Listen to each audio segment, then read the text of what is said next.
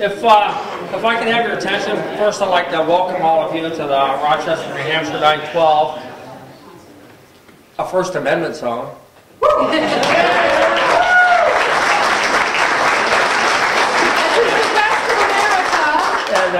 And I'd like to have Karen Testerman, who's running for Senate, and she's going to lead us in the invocation, if you would, so if we could all rise and uncover. First of all, I'd like to say thank you to Jerry and the team, all 9 of you, for going out and standing strong for America. And I really appreciate it.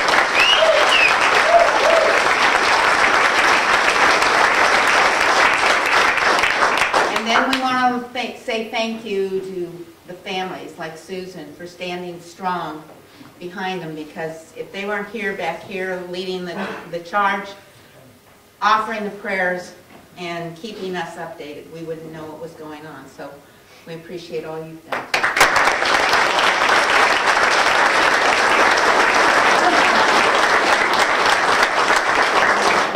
So let us bow our heads. Heavenly Father, we just thank you that we live in the greatest country in America.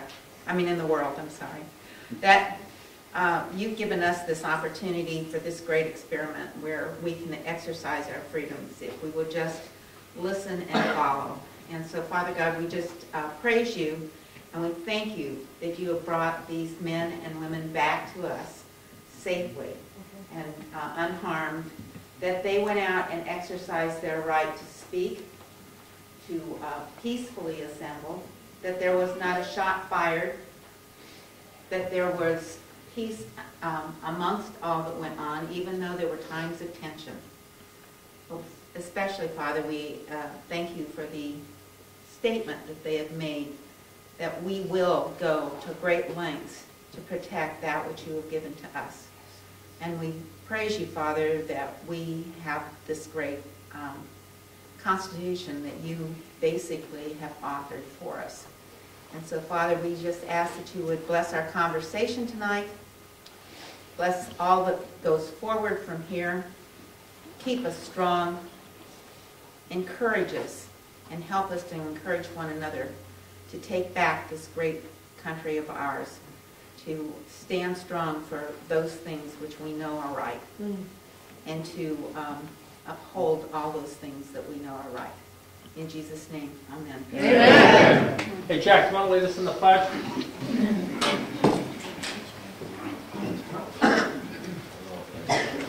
I pledge allegiance to the flag of the United States of America and to the republic for which it stands, one nation, under God, indivisible, with liberty and justice for all. Hoorah.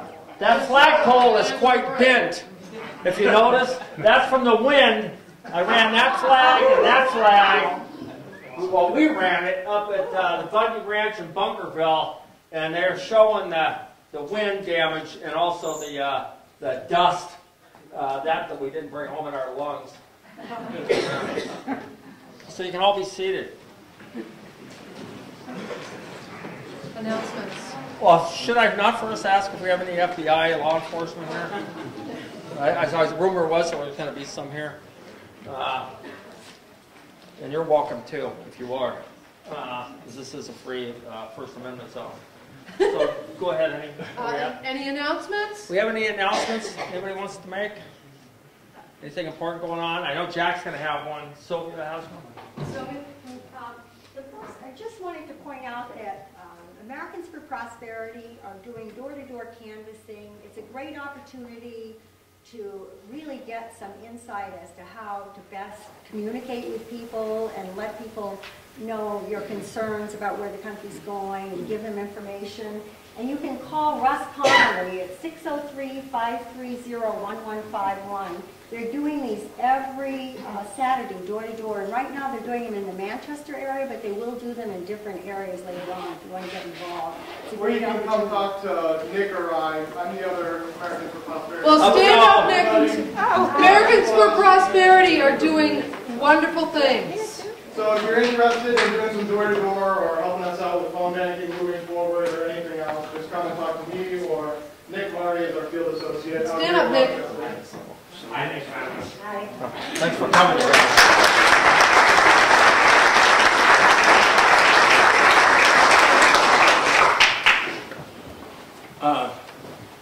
Before I get into saying, I just have to talk about Operation American Spring.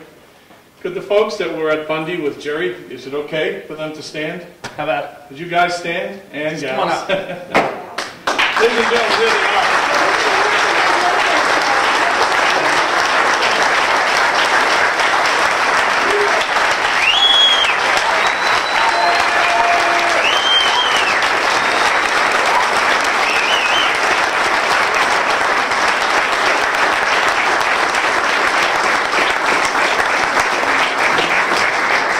More home than we left.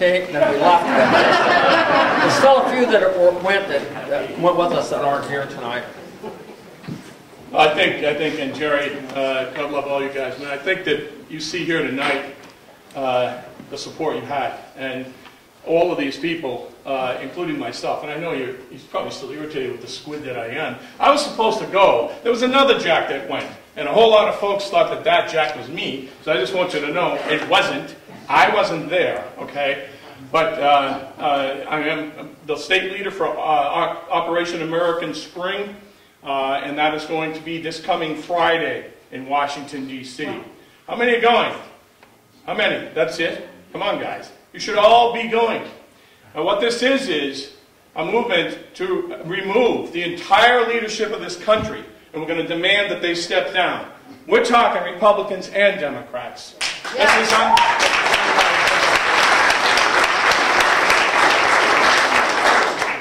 Both parties brought us to this point, let's be honest, some more rapidly than others. But I'm going, and many other New Hampshire folks are going, and we're going to be there. I'm going to get there a day early to get set up, but we'll be there Friday, I'm going to be there Saturday, and I'll be there half the day Sunday. And the way this is going to work, if you're not going now, is that there's an alpha list structure. So if your last name ends A through D, then there's a set time for you that you could go for a few days at a time. The idea is this goes on and on for the next few months. This doesn't end just on Friday. The idea is to keep pressure on this government so that we can take it back. And this is a very serious moment in our history. Jerry and his group made history. That's exactly what they did. That story is going to be told for a very long time. In fact, it's not over yet. And I'm going to say this now. The FBI has made it clear that they're going to investigate the people that were involved there. And as far as I'm concerned, the people that need to be investigated at the Bureau of Land Management, those are the people that need to be investigated.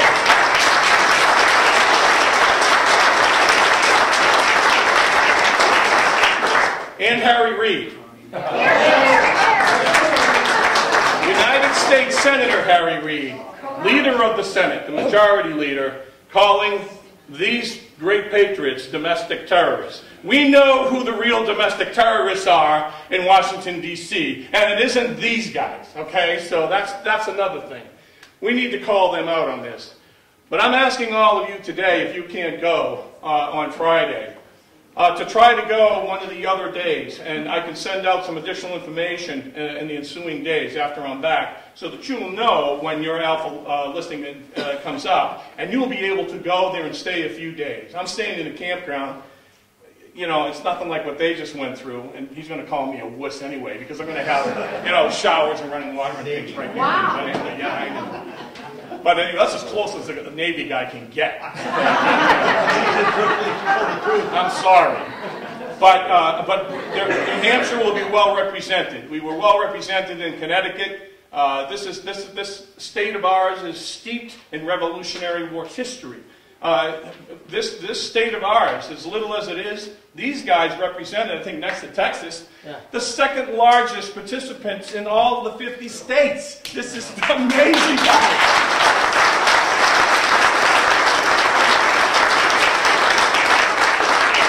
Lastly, I have a box of the Live Free or Die yellow hats that become kind of famous since Connecticut. I got some out in the truck. They are $20 a piece, and I do not want to take away from the contributions that you are going to so generously give tonight to these guys.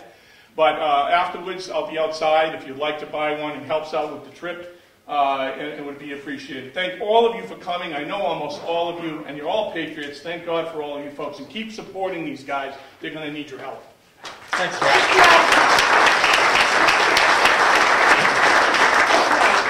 I got one thing. Is I forgot the basket. So. That's this isn't it. This you isn't don't a have hint. to fill it. And, but well, if the bag fits. If you cannot afford to pay to donate for the cost, if you need to take some out, take it out. And if you need to take some out, take some out.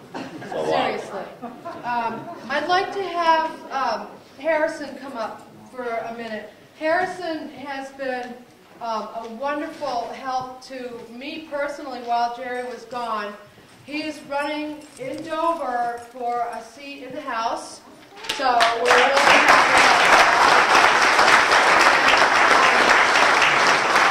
Harrison sent out today a notice that really piqued me. There are 2 Senate bills coming out that are insidious and are threatening to take our freedom of speech away and cut our rights. One of them is going to establish the First Amendment zones, and then the second one is going to make it so that all the ensconced incumbents get to stay ensconced and incumbent rather than being replaced. It puts we're more equal than you. If you've ever read Animal Farm, it makes it so that those who are in and are there have an advantage over those of us who are running like Harrison, or actually, I'm not an incumbent, even though if I get back in, it'll be my second term. So it also makes it harder for grassroots to organize. Right. It essentially creates. Right.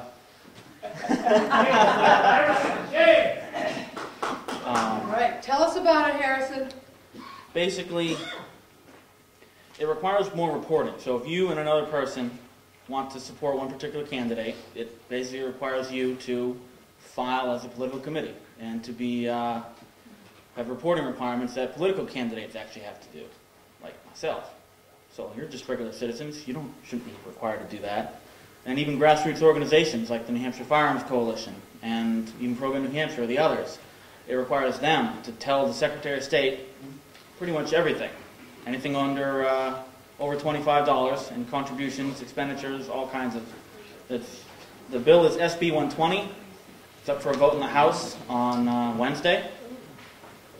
That needs to be ITL'd, of course. And the other bill is the so-called First Amendment Zone bill, SB 319. That one is specifically targeted for reproductive facilities. It creates a buffer zone of, I want to say 25 or 30 feet, something like that. Harrison, 25. what are those Senate bill numbers again? Senate Bill 120.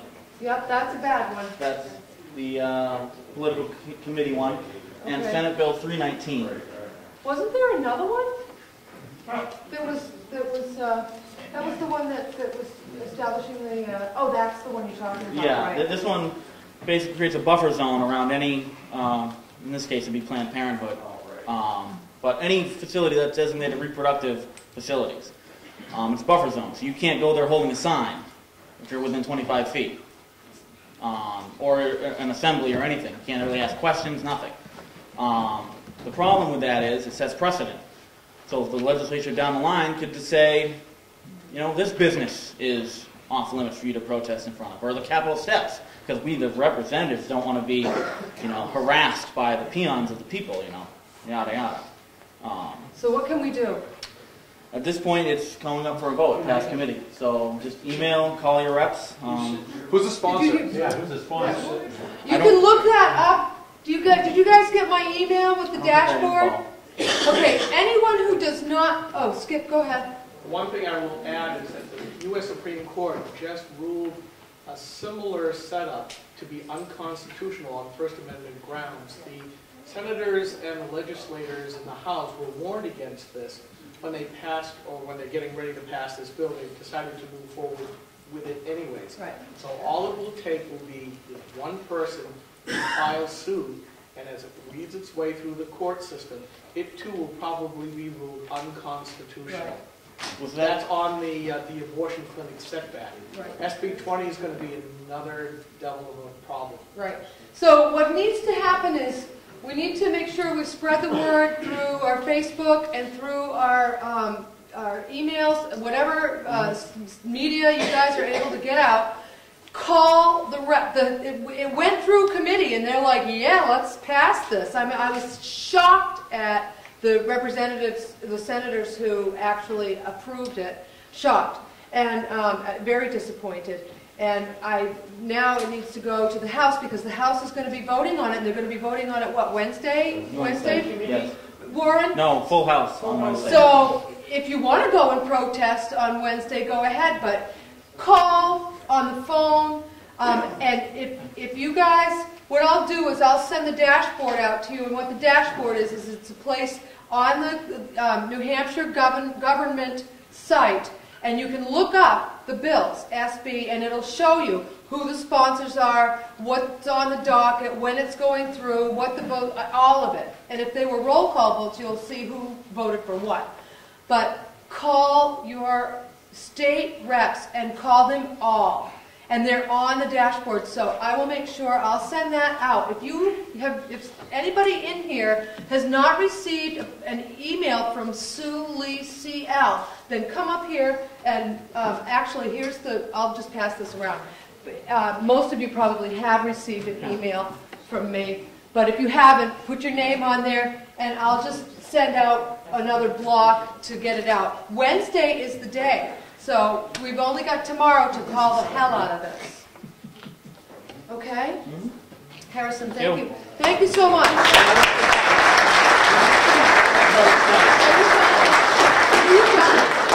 You are done. Okay. I personally want to thank Harrison because when I was in Nevada, I talked to Susan several times, and she talked a lot about a lot of you, Jackie included. But Harrison, she spoke a lot about what support you gave her, which was hugely important for me because she is my treasurer. Honey, don't start talking about me. So, at any rate, I thank you so much for that. Yeah. And he's running, so he's going to need help. District 17, Stratford, which is wards 5 and 6 in Dover, and Somersworth, Ward 2. Yeah. All right.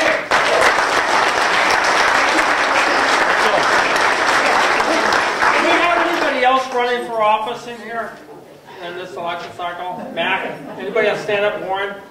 Anybody just want to come up here, please? Step up. We just want everybody to know who you are. You coming again, Warren? Woohoo! What's happening with Cliff? I hope you run. I wanted to run. Yeah. Well, we should have more people standing up here. We know Harrison was just up here, so there's 4 of us. Oh, right, and don't forget, Sheriff, Jerry the Sheriff.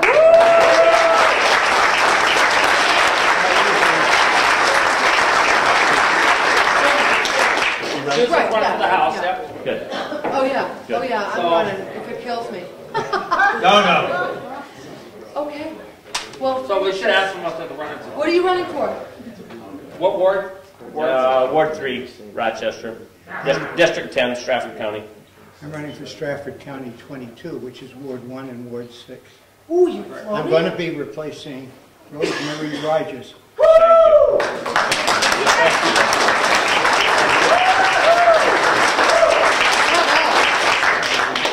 All right, we're going to... Great patriots.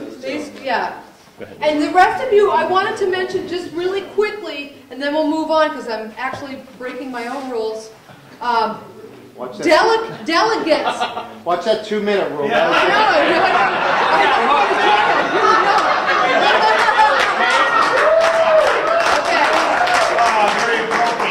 This is very important. Every single one of you in this room, if you're not running for state rep or any of the other Senate or whatever offices, run for delegate. When we start in June and you start to be able to sign up in June to run for office, the delegates actually choose the chair of the New Hampshire GOP. And Jack Kimball got his, I don't even want to say the words because they're rude coming out of my mouth, but I want to tell you that he got knifed in the back. There was a monstrous setup, and it was totally, and I can't even say it. It was BS, is what it was. Completely, totally BS. And we need to do it again. You guys need to be delegates. We need to get in there. We need to change the face of the Republican Party to be our faces. And then we need to put people like Jack in. He was doing a fine job. He just got, what is scuttled? What are they get? They scuttled ship? They scuttled him.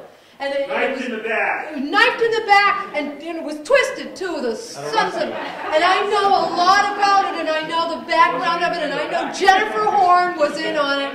Jennifer Horn was in on it, and that woman is a liar. A liar. Chest, because you know how I am about, not telling you how I really feel about it. So anyway, so you run for delegates and you get your friends to run for delegates. You go in, every single town has delegate seats. You all need to run for delegate, and you need to get in there, and you need to encourage people from all around the state, everyone you know, run for delegate. Jack, now that I've had my tirade and I'm way over time, Matt Spencer is here to talk about the Concerned Veterans for America.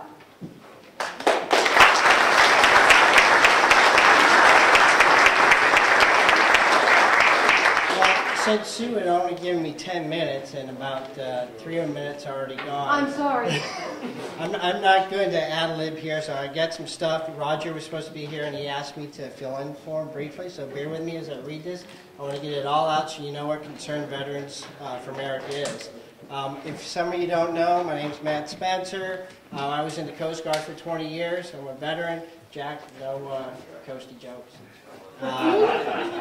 And I also ran and was mayor of Somersworth for 2 years. I still don't know how that happened, but anyway, so it's not about me here. It's about Concerned Veterans for America. And who does CVA serve?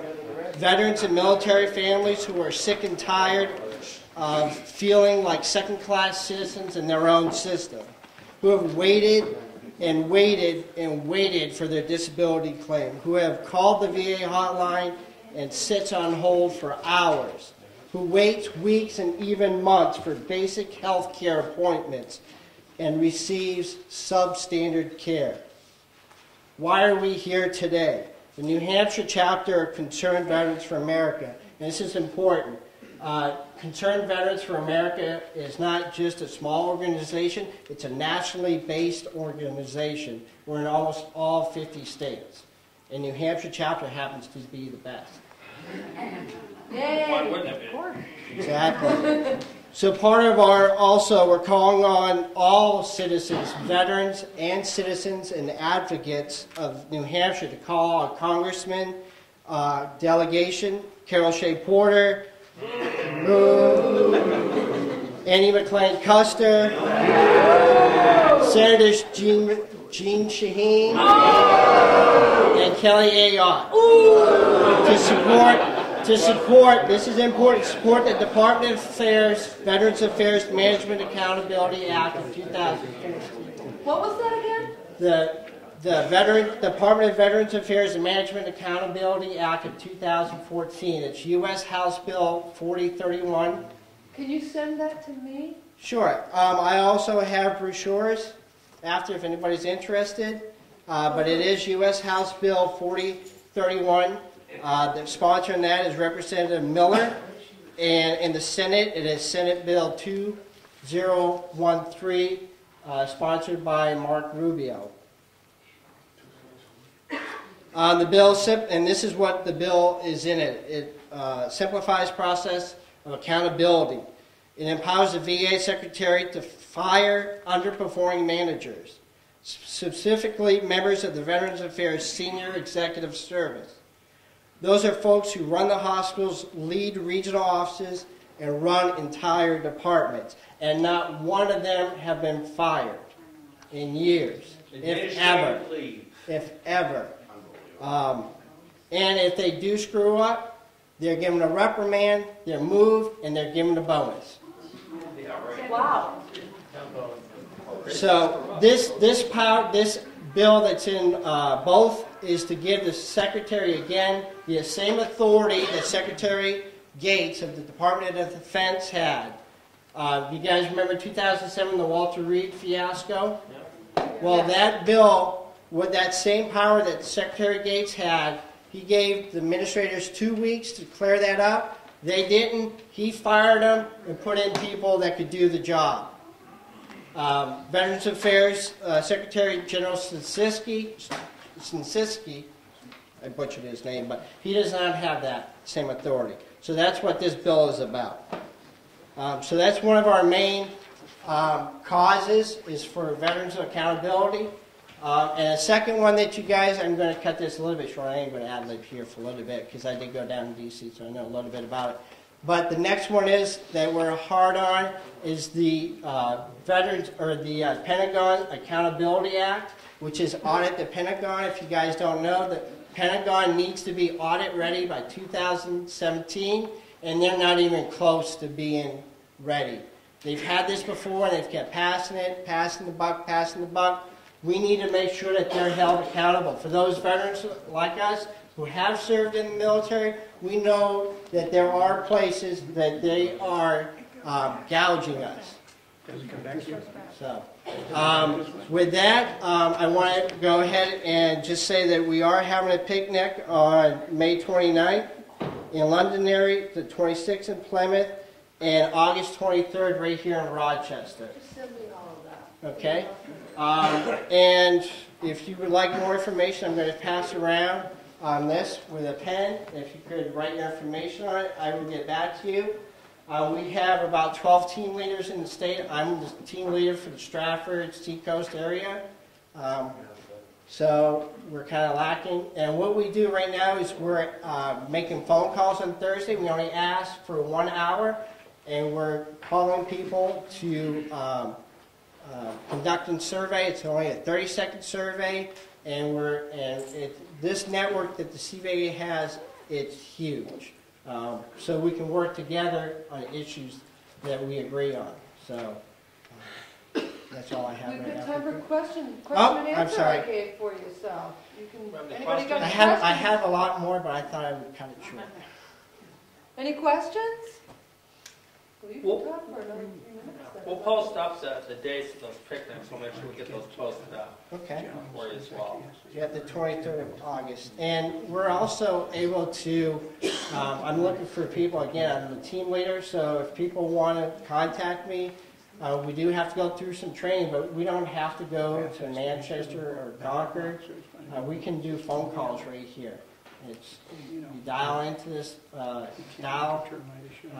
network, and it just processes the calls. Wow. So it's like 4 questions. It's very, very quick. Yes, sir. How many of these so-called administrators are veterans?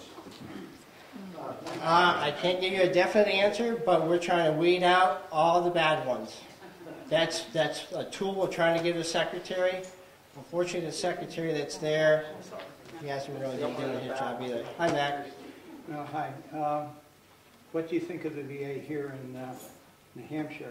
I used them about 10 years back, and they were very good. But that was under a different president entirely. And that's another great point that Mac makes. This isn't just the entire VA. There's very good people in the VA doing good work. There are some isolated incidences, like Phoenix. Have you all heard about Phoenix? Oh, yeah. All right. And it's mainly not low-end workers. It's the middle management. Those people that know that they cannot be fired. And that's what we need to change. We need to get them fired. You've got one in the back corner. Yes, Hi, ma'am. I preface my remarks by saying thank you for your service and all the veterans in this room, and Jerry, hats off, great. I wanted to ask if you're connected with the Peace Greeters at all, maybe network with them so they know what you're doing and they can help also. You guys have a great Peace Greeters here. Great, thank you. Actually, my next door neighbor is a peace greeter. Thank you. Yes, sir. I'm a member of the State Veterans Advisory Council, and this is one of the things we had at our monthly meeting was members of the VA. They've expanded services in New Hampshire, especially in the mental health area, and I think Rochester now has an outpatient clinic. Yeah. So they're expanding. So, I mean, I've personally been in the VA system for some time. I've had no problems with Manchester, but I haven't had anything major done there either. They're trying to get that long term to get that to become a full service hospital, but you know, that takes time. Gene promised it didn't happen. Right. Yes, Ron. Matt, how do they contact you? They can either email me at Matthew, M-A-T-T-H-E-W, .Spencer, S-P-E-N-C-E-R, at Comcast.net, or Roger Wilkins, who's Sue has the email, but I can also give you, it's rwilkins at cv4a.org. Just when you send that information, give me a little bullet list. Okay. Then I can just throw it out. You've got some handouts as well? Yes, I have some Anybody brochures have back there. Yes, Jack. I'm a veteran, as you all know. A lot of us. How many veterans in the room? That's a question. A bunch. Wow.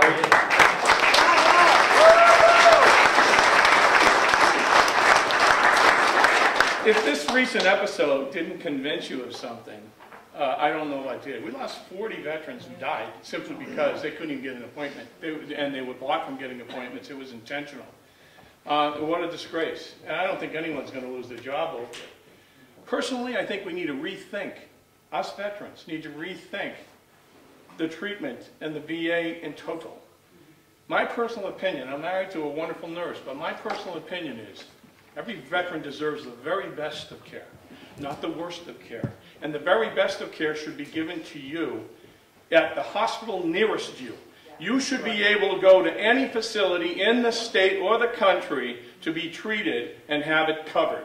Okay, there shouldn't be any issues like this. The money that comes through for VA benefits and the federal dollars should just simply come as a grant, this is me talking, to the states to be disseminated and paid to the hospitals that you want to go to. You deserve the very best health care, and you shouldn't have to worry about traveling to a VA hospital or a VA clinic to get treated. You ought to be able to go down the street. That's just me.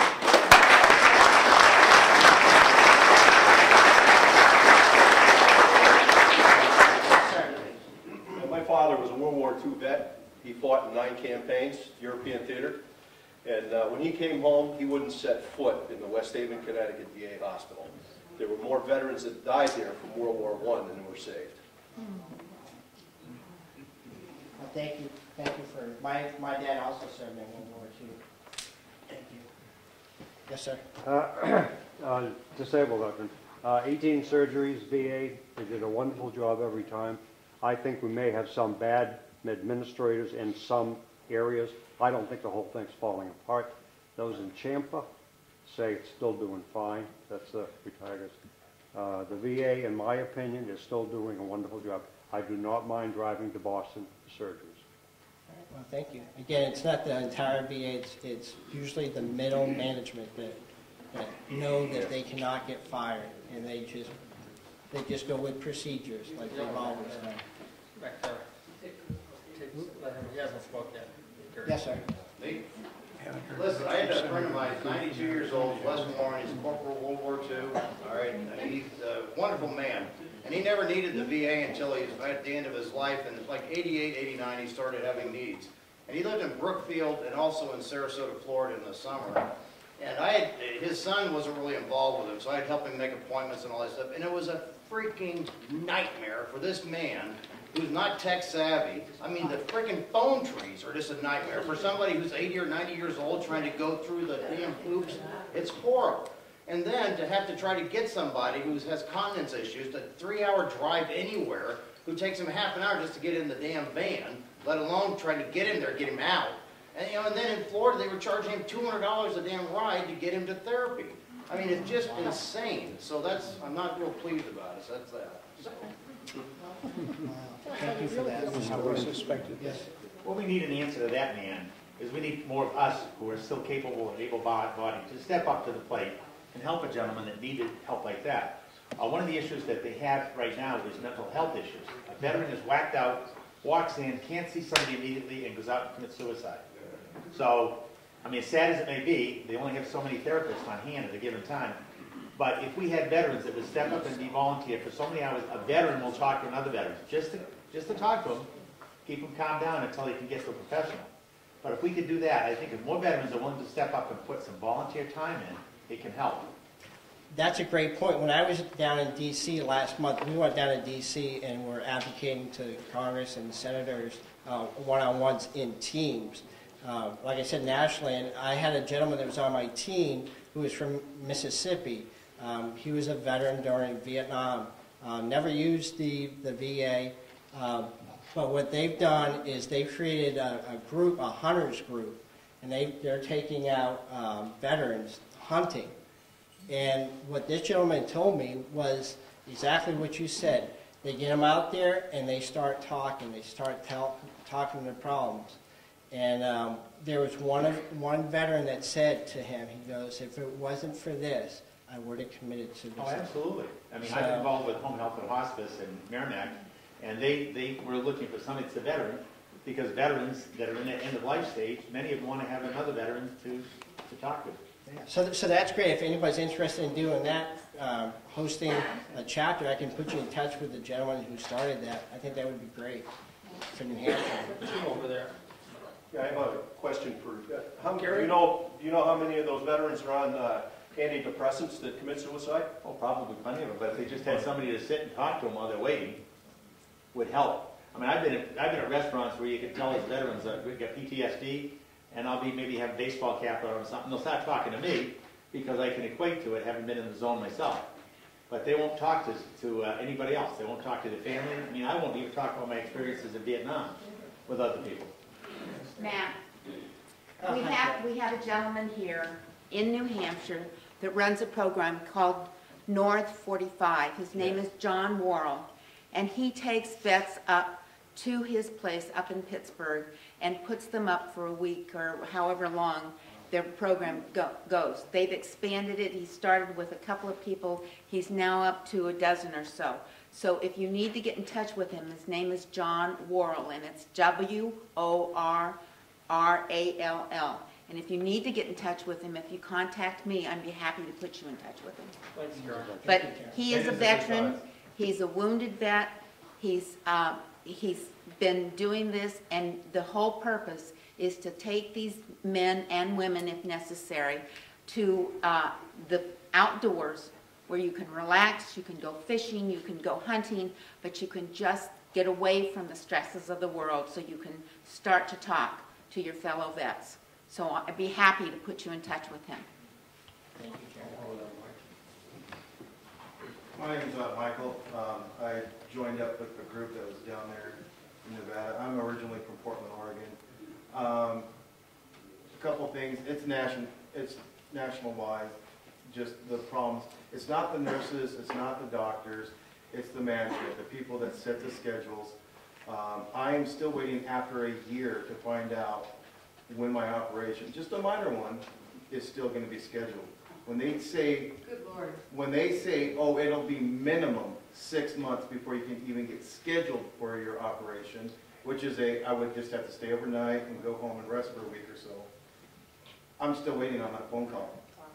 So, once again, it is not the people that actually care about you and care for you. It is the pencil pushers, the people that just sit in front of a computer all day or have meetings or get to go on trips to have conferences and get everything paid for. It's not the actual hospital, it's the administration. Because I've known doctors, I've known special care providers, nurses that work for the VA, that their heart and soul is into it. It's the administration people, the admin people that are ruining it and costing us time, money, and unfortunately the lives of our fellow veterans. Mike, will you let everybody know what your job was in the Army? I was a Army medic. I went to New Orleans after Katrina. I was down there for about 30 days. I'm a Operation Iraqi Freedom veteran myself. Just took care of, as a medic, you take care of everybody.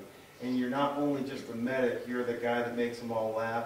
You're the guys that people come to you, pull you off to the side and talk to.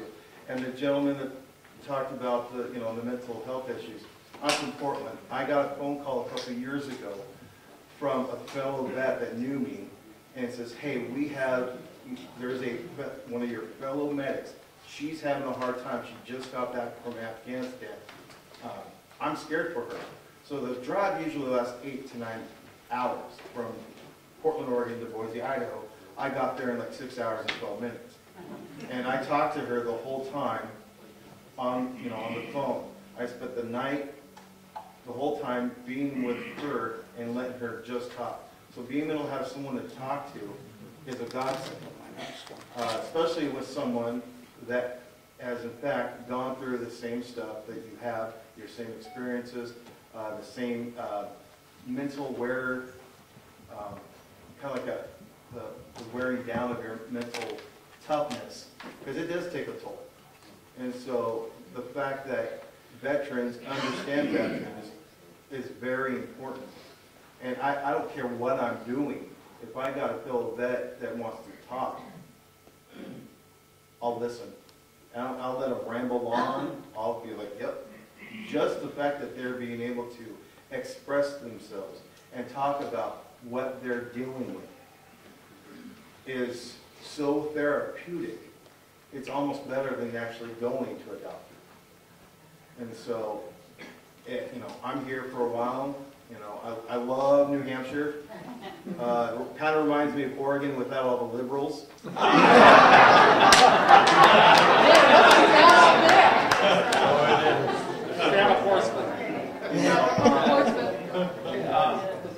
Thanks, Mike. Are there any other questions? I can stay after. I guess we're set. I'd like to thank you first. Yeah. And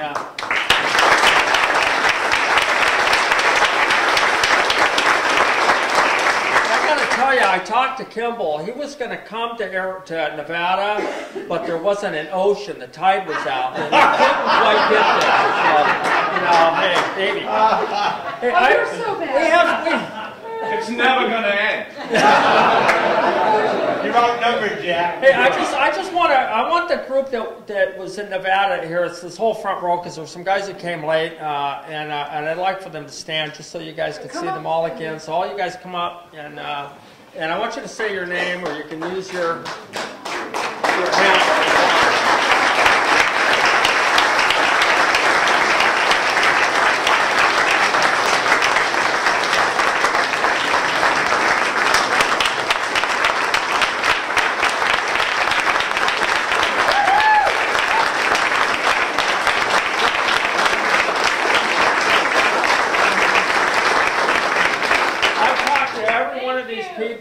Time while we were up there, letting them know that they may not come home, and they stayed. Actually, these two, he went home to Alex did to get Ashley, so I could marry him up on top of a mountain overlooking the Virgin River at the Bundy Ranch.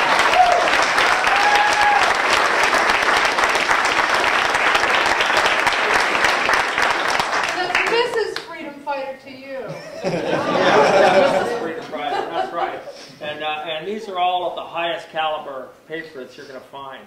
And when that call came out, nobody had the money to go, nobody had the time to go, nobody thought of that, they just went. And they heard the sound, and not too much different, I'll tell you, than those Navy SEALs that went in Benghazi, that went to that embassy area to go to try to save those people because they heard the call. And they went to the sound of the gunfire. And these guys did the same thing. Because I'll tell you what, every one of them here knew at one point or another there was a good chance they weren't coming home. And they stayed irregardless. And I'm just proud to be their friend and to have associated with them. They're just outstanding Americans, and God bless them. Yeah.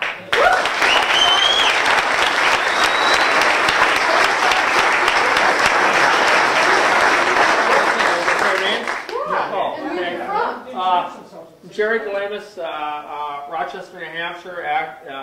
We all had some titles here, which was some pretty funny handles, I might add. Some of them we modified over the radio, but it was the first day is that we were there. I'll get into the story later. As I got pulled aside and asked to be the camp commander, and then also head of the outside security force for the Bundy area there. They did have an inside security team that stayed with the family, which we supplemented that. Jerry, I used my name, and everybody else had everything, other names, which are pretty cool. Some of them actually, but I wasn't that creative, and everybody knew. So I'm Dale Potter. I drove out there from Oklahoma. I was actually a first sergeant in the North Dakota Defense Force. My handle was Polar Assault, and if you've ever been in North Dakota during the winter.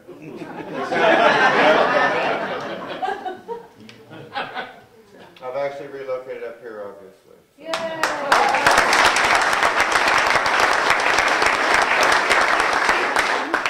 John Reckenbrod from Ospey, New Hampshire. I kind of got winded. It might be a ride going out there, and I prayed about it, and suddenly the red carpet came out, and I had $20 in my pocket, and off I went.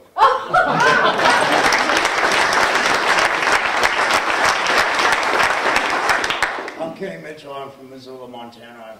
My son over here, Cooper, we both left Montana. We were actually camping down at Lake Mead, and we started hearing about this, and I asked my son if he wanted to go, and he said, let's go. So we went out there. I personally, myself, with my son. And Stroker. And Stroker, which Stroker is our dog. We actually stood there and faced the BLM with them pointing their weapons at us. Yeah.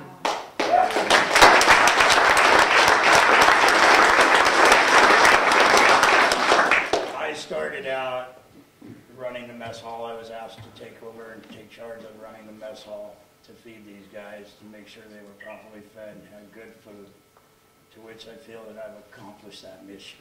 Absolutely.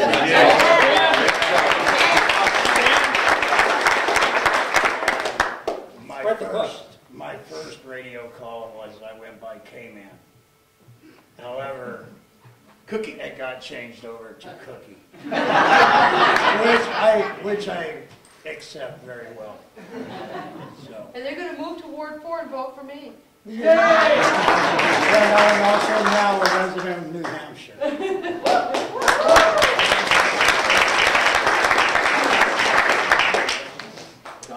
My name's John Hackett. I'm from Tamworth, New Hampshire.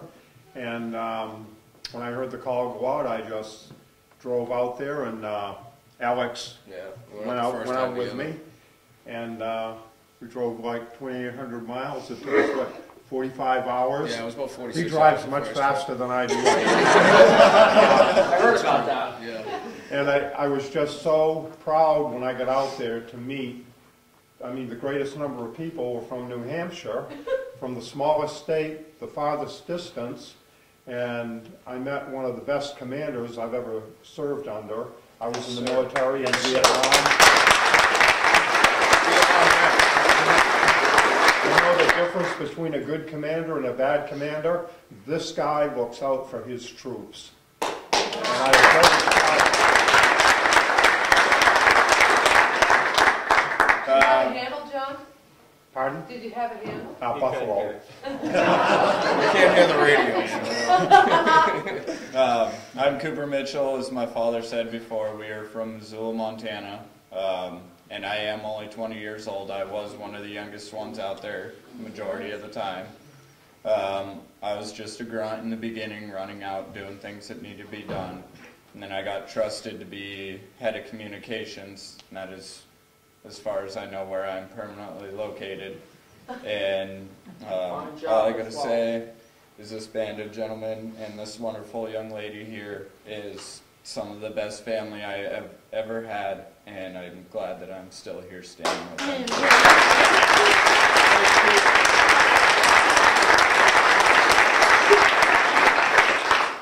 My name's Alex Benecki. Some of you people know me from here before. Jerry gave me the call, and that was all the call I really needed. And then I was on YouTube watching all the videos of BLM abusing the people in Nevada. And there wasn't much time before we were on the road, and I met John Hackett in my mother's driveway when he picked me up on the way out. My call sign was New Hampshire because I lived all over this state, and actually once I was out west, my accent really stood out. I didn't even realize it until I was out there. Over the radio, they say water. But then, Texas wasn't working. No. I had a lot of personal stuff in life going on, just like everybody else does, but you know, I love this woman, and she was pretty upset with me out there the first time, so I came back. I picked up 3 of my buddies. 2 of them aren't here right now, and a lot more gear, because I went out the first time, I only brought enough stuff for round 1. So. And then you took her. And then? Yeah. You knew it was good for her. And then we got married, yeah.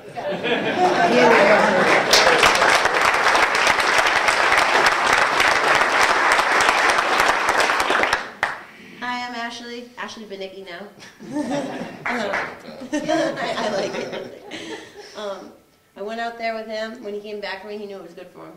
He took me back out there, and I worked under Kenny. I did everything he needed me to do in that mess hall, and we had donations coming through all day long. And the thing that really like touched our hearts was the fact that it must have been more than 3 donations a day. Groups of trucks coming in, and it was all citizens from all over brought us things to keep these men like fed, cooled down, everything. It wasn't just food. It was every supply you could think of, and that was what was amazing about being out there, is that the people that couldn't be out there helped. Big time. I had a lot of people tell me that she was a huge morale booster too, because she was always she's always in a great mood. She's got a great nature. She's beautiful on the inside, beautiful on the outside.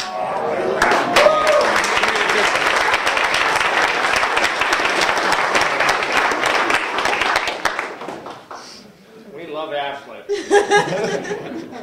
I love these men. That's all they got in that newscast. When I saw the news video of us getting married, that's all I heard is him say, "I love country. I love it." They didn't want to put down everything we said. They don't want to hear everything, but. Well, Ashley was in white, and he was in camo, and Alex was in full camo with his rifle. The only reason why this wedding became anything more than we thought was because Kenny and everyone else contributed, but Kenny went out and bought everything we need for a wedding. Everybody in the town gave us cake, flowers. Yeah, cake, flowers. We just wanted to do the ceremony. He made the whole mess hall for our reception. Really nice these are grown men too, not women, These are grown men making a wedding for me, and I wouldn't have it any other way. I loved it. My family wasn't meddled in it. It was this real. It was these men.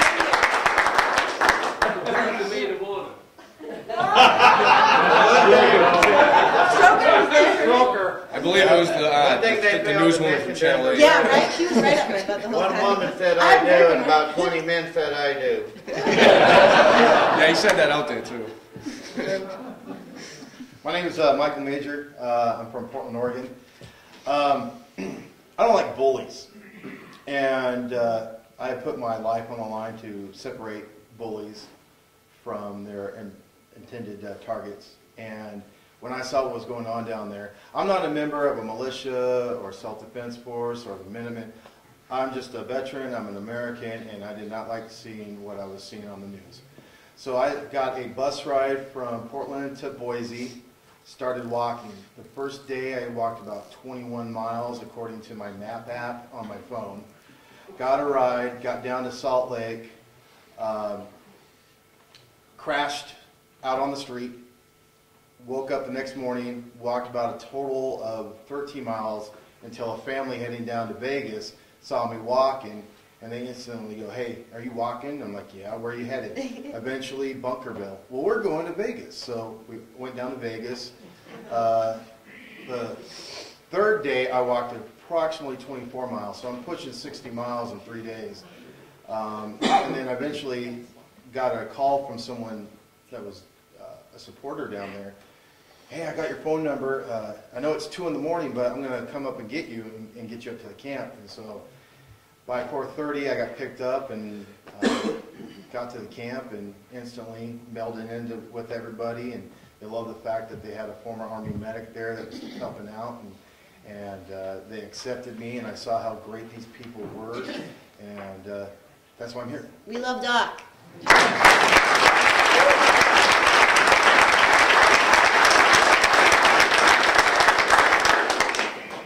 My name's Jack Hummerford. I'm from Keene, New Hampshire.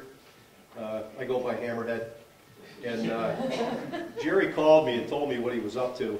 And my immediate response was, "When we leave it." There was no question in my mind.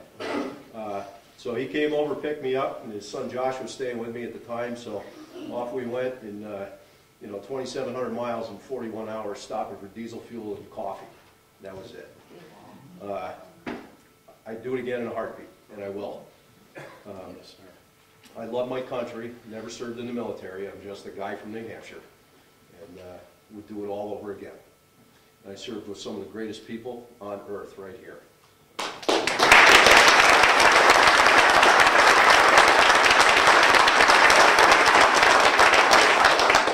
I'm Josh Delanis. I was actually out in Jack's driveway, and I didn't even know what was going on. He just comes out and goes, "Hey, we're leaving to go to Nevada tomorrow." I come inside to talk about it. Okay. So that was on Tuesday, and Thursday we were on the road, and you know, it was a long trip. We got out there, we weren't really sure what we were going to be pulling into. We heard everything about checkpoints and gun confiscations and all that, and it's all false. We drove right in. You know, just to rehash what these guys said is the people that were there, I mean, they came from all over the country, and it was always kind of odd that, you know, weekends you'd get the huge influx of people, and then Sunday night or Monday morning, you step out of your tent, you'd always see the same group of guys there, and that was really reassuring. We were out there for 3 weeks, and 3.5. 3.5.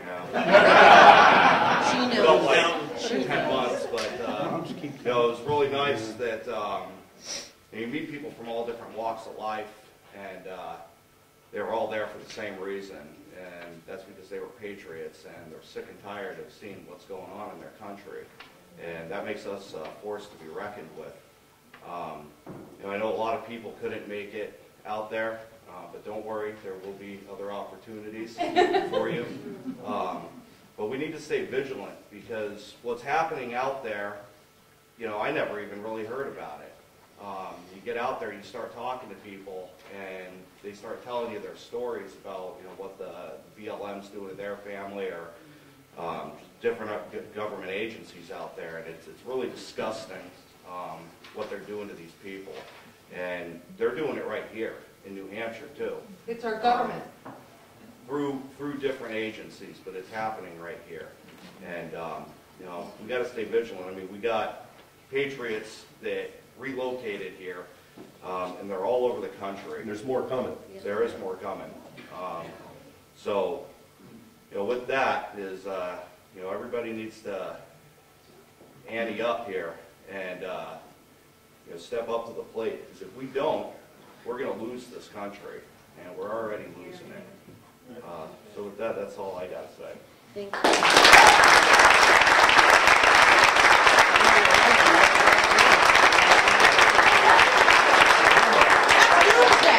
I handle Doomsday, as I own Doomsday Armory. It's a website, and we sell body armor and plate carriers and all that. And, I actually shut my site down, took it off the internet to go out there, and didn't bring any inventory or anything. And I had a lot of people get really upset because they needed stuff, but you know, I didn't want to go out there as a business ploy. You know, I could have sold everything I had probably 5 times over. And you know, it was nice to get home, and basically I'm redoing my entire website, and the support that I've gotten nationwide from guys that I've met out there and women I've met out there is outstanding. So that's where Doomsday came from.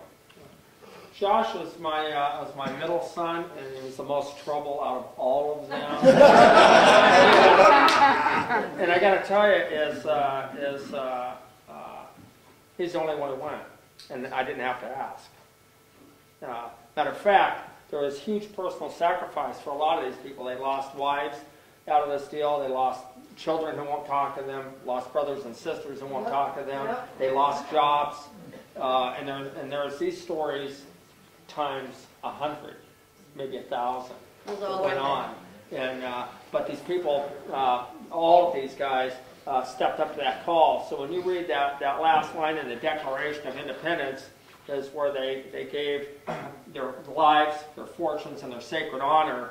These people all have paid some of that price, and we all, I know personally for myself, have a full understanding of what it was and why they actually put those words in at the end of our Declaration of Independence. Is I read it and I kind of understood it, but I never felt it. And after this event, at this event, I certainly felt it, and I know all of these people did as well, because it was at a huge cost.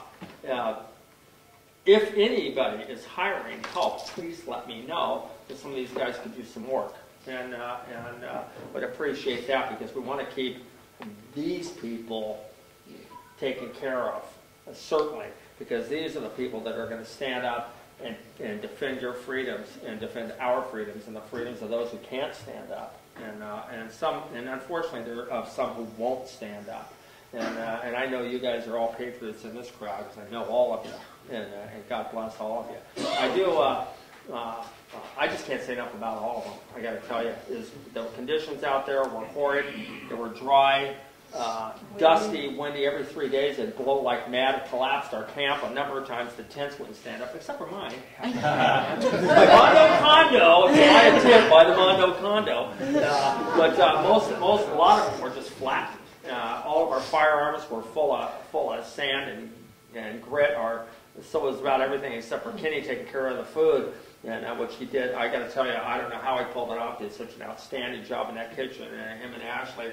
And I mean, everybody had jobs here. Coop taking care of the rally. He was going, I don't know, 20 hours, and he almost had a breakdown at one point. He just kept going and going and going, but not stop. Of course, he had a beard then, so he didn't look like such a baby. But there are unsung heroes. We had Navy SEALs out there. We had Army Rangers. We had a Korean War veteran out there who was in his 80s. And that guy stood guard duty for oh, God, I don't know how many hours. He had a 12-hour shift in guard duty. And the story is he was coming out of his tent and he fell. And the guys asked him if they could help him. Mind you, this guy's in his 80s. And when they asked him if I wanted to help, he said, "Oh, I'm just practicing my prone position." There was just the hearts of lions. I'm telling you, the hearts of lions. And on that gentleman, he only lived 15 miles away, so he could have gone home and still been close enough if all hell broke loose. Stayed right there. As far as I know, he's still camped out there. Yeah, I'd like to say one other thing about him. He was the only member of the Southern Nevada militia that showed up. Wow. The only one. And he went against the orders of that Nevada's commander. Female. Came and he witnessed. Somebody needs to kick her out. What they required was a letter from Cliven Bundy asking for their aid. For them to defend their own and state. Cliven wouldn't write the letter because he felt that they're the Southern Nevada militia. This is your state too. And he was the only one that showed up. And he's actually 78 years old. And that guy, you could not stop him. Is, you know, that was an issue that we had out there, being as short-manned as we were, and a bunch of observation posts, guard details, all that. Is, I mean, I was personally awake for 30 hours at a time sometimes, and you know, you'd get a couple hours of sleep here or there, and right back at it. And I didn't hear one person complain. Not one of these guys or some of the other guys that were there as well. We had a job to do, and they would just do it. And you know, it was a huge honor for me to be with these guys and know that no matter what was going to happen there, is they had my back and everybody in that camp. And you know, they all deserve a round of applause from the entire nation. And if this happens again, you know, remember these faces, because they'll be there again. And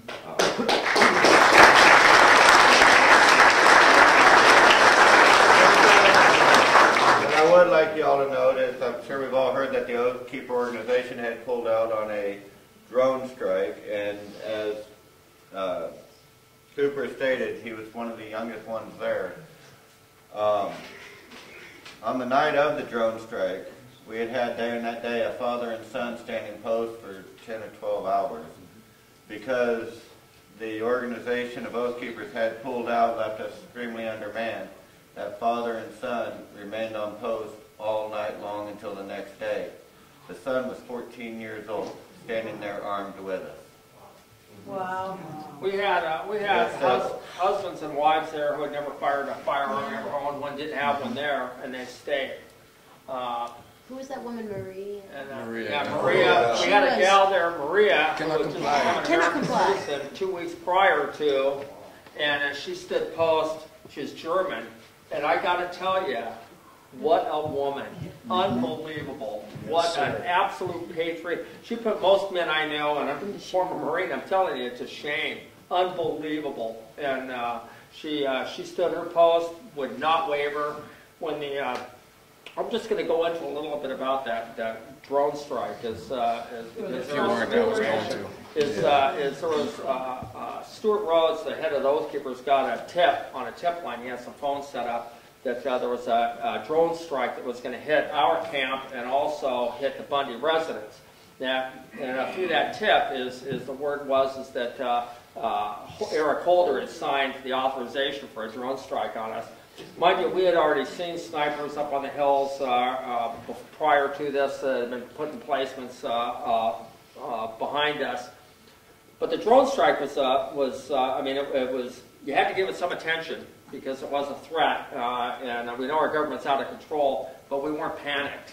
And because we didn't really think, I personally didn't really think they'd pull it off, because I just thought it was too off the wall to unite the American people behind us, even if they did kill every one of us, is that it would be such an outrage to America that everybody would stand at that point, which is part of the reason why we were out there is we thought that if in fact the American government did attack us in one form or another and decimate us, because they certainly would have, but we would have gave them a bloody nose in the process, is that it would have rallied America to stand up, finally, to stand for their constitutional rights and recognize what's going on with this country and its move towards tyranny, because we are in tyranny.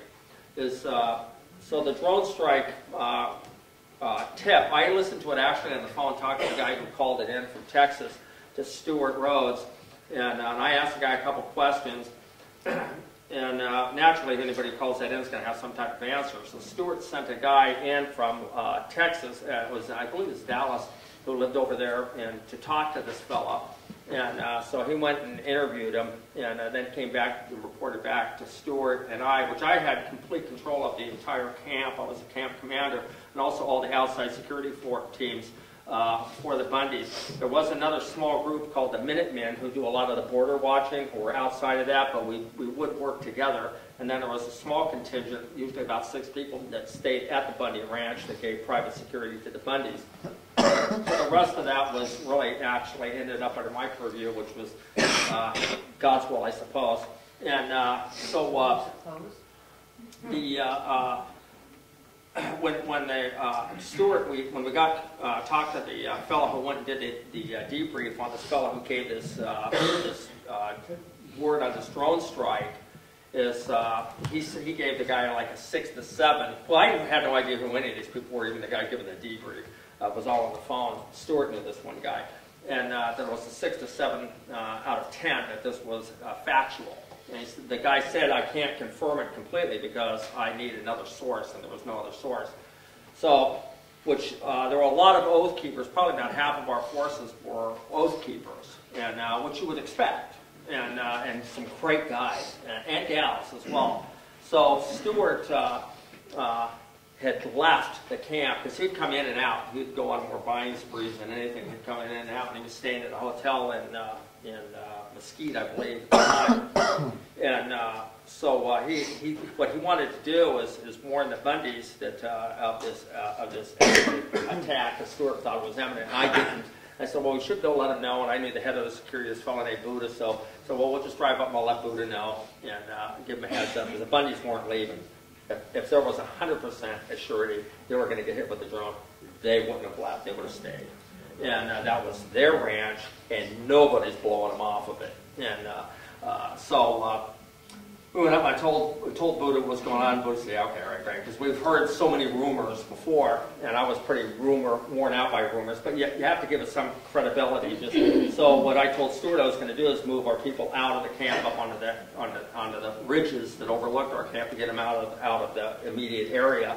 So Stuart was fine with that. He was going to set up some roving patrols. They had some new guys with new ham radios, and they were going to cruise down the highway. So he needed like about 8 guys to do that, which he had, not counting those keepers we had at the camp. And so I went down. The Bundys were having an event, a barbecue, and an event across the river from the camp. And I went down there to actually run security and go down there and actually commingle with them and also offset some of the press down there. So I was down there, and I got a call I don't know, I was down there about an hour. I had a chance to finally eat some Bundy beef. I got a call that I needed to get back to camp immediately on my radio, because we're using small ham radios. And so I came back to the camp. By the time I got back to the camp, we had probably all but 5 of our oath keepers were gone. And the posts were all stripped. The security team that was up at the Bundys, or the oath keepers that we had at the gate, those guys were gone. And so we lost probably, I don't know, maybe 50 guys, I think, maybe 50 or 60 guys. It took us like 10 minutes to get out of there. And what had happened, I wasn't there, but what happened is Stuart Rose had panicked. And that's the simple truth of it, is he panicked, and he sent 2 guys into the camp against orders and asked them and told all the oath keepers they needed to get out of camp and meet him at a hotel in Mesquite. And so some of the oath keepers who left had no idea why they were going. And I don't want to say that those oath keepers were bad guys, because they were all pretty good guys. And but they followed Stuart's command, which split the command, which was already agreed upon that wouldn't happen, which was a terrible field position to be in. So, well, what I had to do at that point is then take the people that we had left and try to cover all the bases. So I had to send more people down first to make sure the Bundys were safe, and then also to take care of the camp. So that's what we did. And I sat down and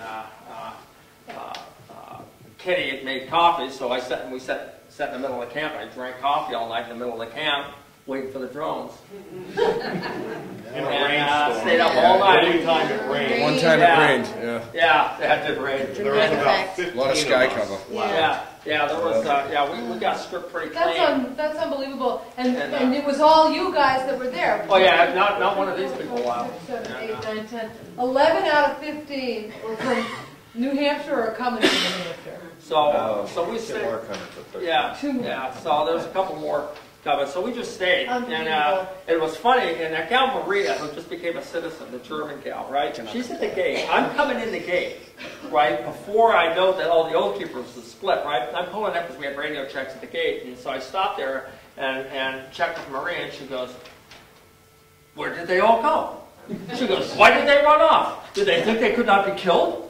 Were they cowards?" And she's just in her German. She's full German. And she's stout. I mean, she's like, and I'm like, oh my God. And I had no idea they all left. And she was like, she goes, "Why did they come? Then why did they come?" And I'm looking at her and I'm like, wow, Maria. So I go inside and I see what had happened. They all ran by her to get out of town, right? So Maria wasn't leaving. You know, she was not leaving. And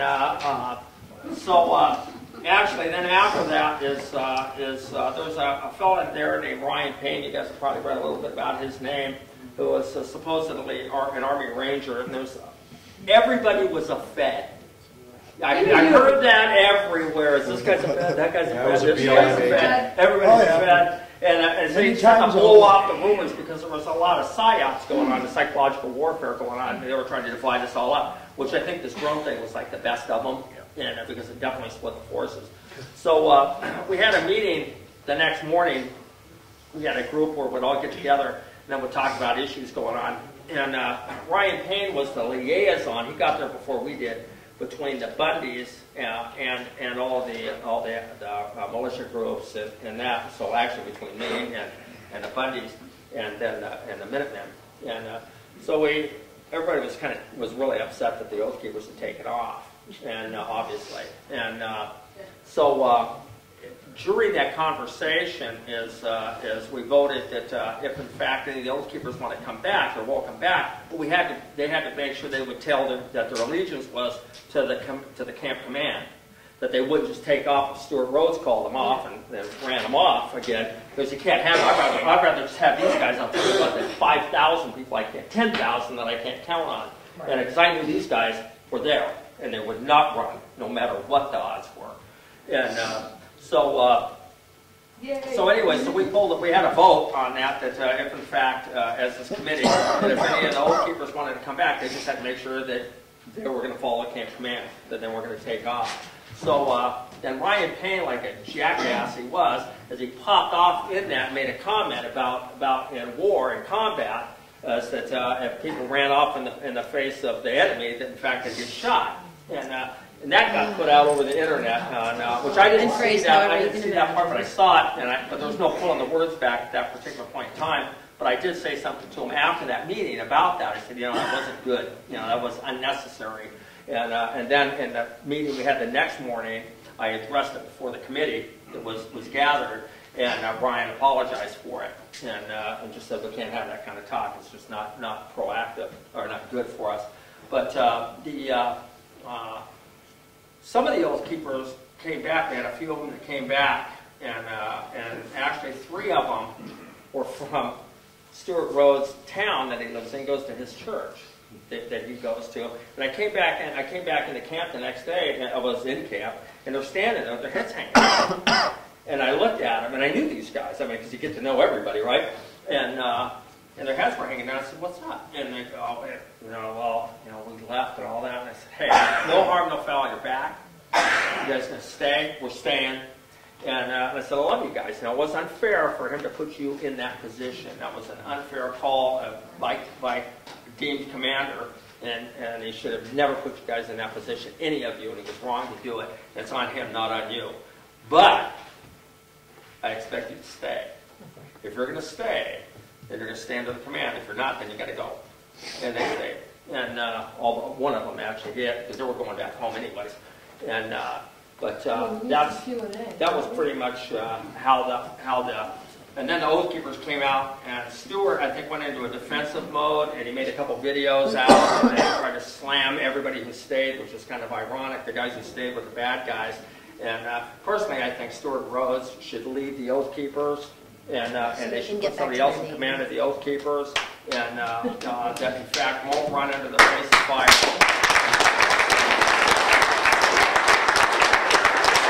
I want to say this about the Oath Keepers. The Oath Keepers, the guys in there that have signed up with them, they're good guys. Yeah, they're good guys and gals. And but if command screws up, I mean, just look at Custer did, right? If the command screws up, it's the troops pay the price, and I think that's truly what happened. And I don't hold any of those individual Oath Keepers at fault over that, but I certainly do lay it right on Stuart Rhodes' shoulders, and he should have stepped up to the plate after making that bad call and just called me up or came over to camp and said, "Hey, Jerry, look, I blew it." Yep. You know, and that would have been that. Would have said, "Okay, don't we all?" Right? But instead, he went on the attack. And that's what he's been doing. And he's been blackballing people off the Oath Keeper website. And I mean, I paid my $40 a week before I got there, starting to sign up. So when he got home, the packet was waiting for him. So I just want any of you that are Oath Keepers to keep that in mind when you're reading this stuff. This is what happened from the guys who were there, and they're just covering. Stuart's just covering his fanny. That's the CYA thing. There was a question, so we'll do it. Push it to Q&A. We have a question. Yep, Jerry, as a point of clarification, BLM is an agency, correct? Right, it's the Bureau of Land Management. It falls under the Secretary of Agriculture. Okay, and so they don't have an enforcement powers, do they? They have powers? No, they have none. It's illegal, actually, for them to... It's an administrative. Yeah. So the sniper on the hill. Yeah. 3. Who? 3. We don't know exactly who they were. I watched them get out of their car the night before, and it was definitely not military. It was definitely some type of law enforcement, because I was way down the road. I won't tell you how I saw them, but I watched them, and I watched them get out of their car. And then when this car would stop and race through town, race across the bridge, go over to the backside of where we were, and then they'd shine a light, hit the light once, and the car would stop, the guy would bail out with his rifle, and then up he'd go. And they did that with 3 guys. And the next morning, I know Josh, some of you guys saw that team up on along the ridge line back behind camp. And, so the information I sent out was correct. Yeah, the reason for asking the question is the BLM got all the attention. But the true story is there had been a lot more involvement by others, okay, behind the scenes that we really don't have a lot of knowledge about. That knowledge will be coming out because when the BLM took off and abandoned their site, they left a lot of paperwork in the trash, which tied in all the alphabet soup agencies, and we're talking FBI, ATF, all of those guys, and they got documents tying them all together that were involved in this. I personally think some of those guys, and Kenny, you might even speak to that, is that some of those guys down there under the bridge were mercs of some sort, and I don't think that they were your regular run-of-the-mill BLM people. I watched them stacked up, and they weren't stacked up like you'd expect a BLM agent to be. They were pro some of those boys. They were very well trained. It's not beneath the United Nations to hire outside contractors to do their dirty work. Or our government. I mean, they hired Blackwater. Mac? Oh, I'm sorry. Mac, wait 1 sec. We'll go to him. Well, just real quick, you actually said that you felt that if they did do the drone strike, that the American people would rise up, right? Yes, I did say that. Do you really think that would actually happen? Yeah, absolutely. Remember Ruby Ridge, though? Yeah. It was a blur. There wasn't a media. You didn't have the social media at Ruby Ridge or Waco, Texas, or the Murrah building in Oklahoma City. Do people believe the media? Everybody's got a smartphone. Went all the way out to Nevada. You have to understand. Do you really think that there's that many people that would actually... You have to understand the magnitude of our camp. Our camp was spread out. Plus, there were protesters in other areas that weren't too far away. They would have had to kill all of them too. I mean, there was probably a 2 square mile area of people. Not to mention, at the Bundy Ranch, there was about 40 grandchildren. About this big. Would you stand for that? The observation, I just don't have that much faith in America. One thing you have to take into account that's the difference between the Waco and the Ruby Ridge is we had people from all over the country showing up with supplies. I mean, we could have stayed out there for at least another 4 months just on the supplies we had if no other supplies came in. Yes. And there was stuff still coming in. So unlike the Ruby Ridge and Waco, we did actually have the full support of the people sending everything. People calling up every day to find out what we needed, which you didn't get with the Ruby Ridge or the Waco. So yes, I do believe everybody They'd that have was to shut the roads coming into our camp quite a ways out, and that would never stand. We had a lot of former law enforcement, actually, retired law enforcement, retired military, but a lot of law enforcement that were actually at the camp. I dealt with a lot of those people there, and they knew what was going on. We actually, Josh, my son, could tell the story. You might want to tell the story about you going into town. Well, actually, Jack and I had gone into Mesquite and forgot what we were doing at Walmart. But we were actually in John's car. He has a Subaru, New Hampshire plates on it. Jack hadn't come out yet. I was sitting in there, and I see a squad car pull up, Mesquite Police, and I'm going, oh, freaking great. You know, I'm in my camouflage and all that. And so he pulls up, rolls his window down. He goes, "Are you from New Hampshire?" I go, "Yep." And he goes, "Can I talk to you for a minute?" Sure. So I get out of the vehicle, and the guy comes over and hugs me and shakes my hand. And he's like, "This is the reaction of the townspeople." Yeah, all of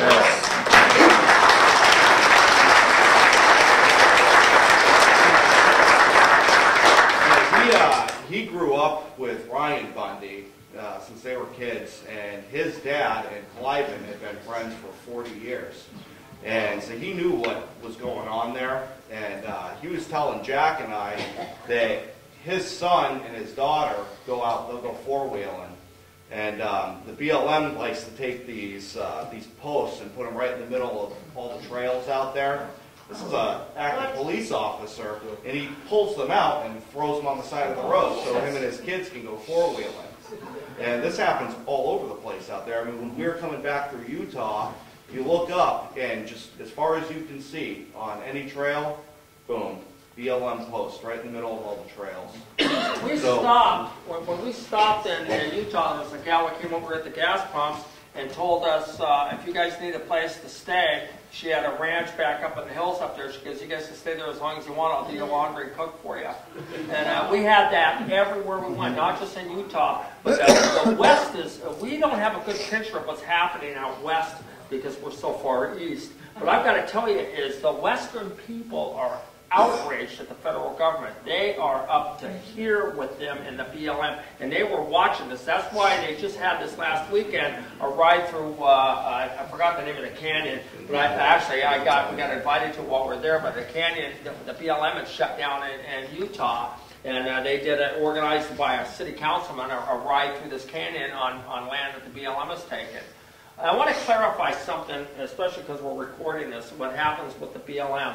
Is the Bundy family, when that land was settled in the 1870s, is they got 160 acres. And the property goes out like a wagon wheel around the outside of this hub, which is their 160 acres, which sets right on the Virgin River. And it's not that much of a river, but it is a river.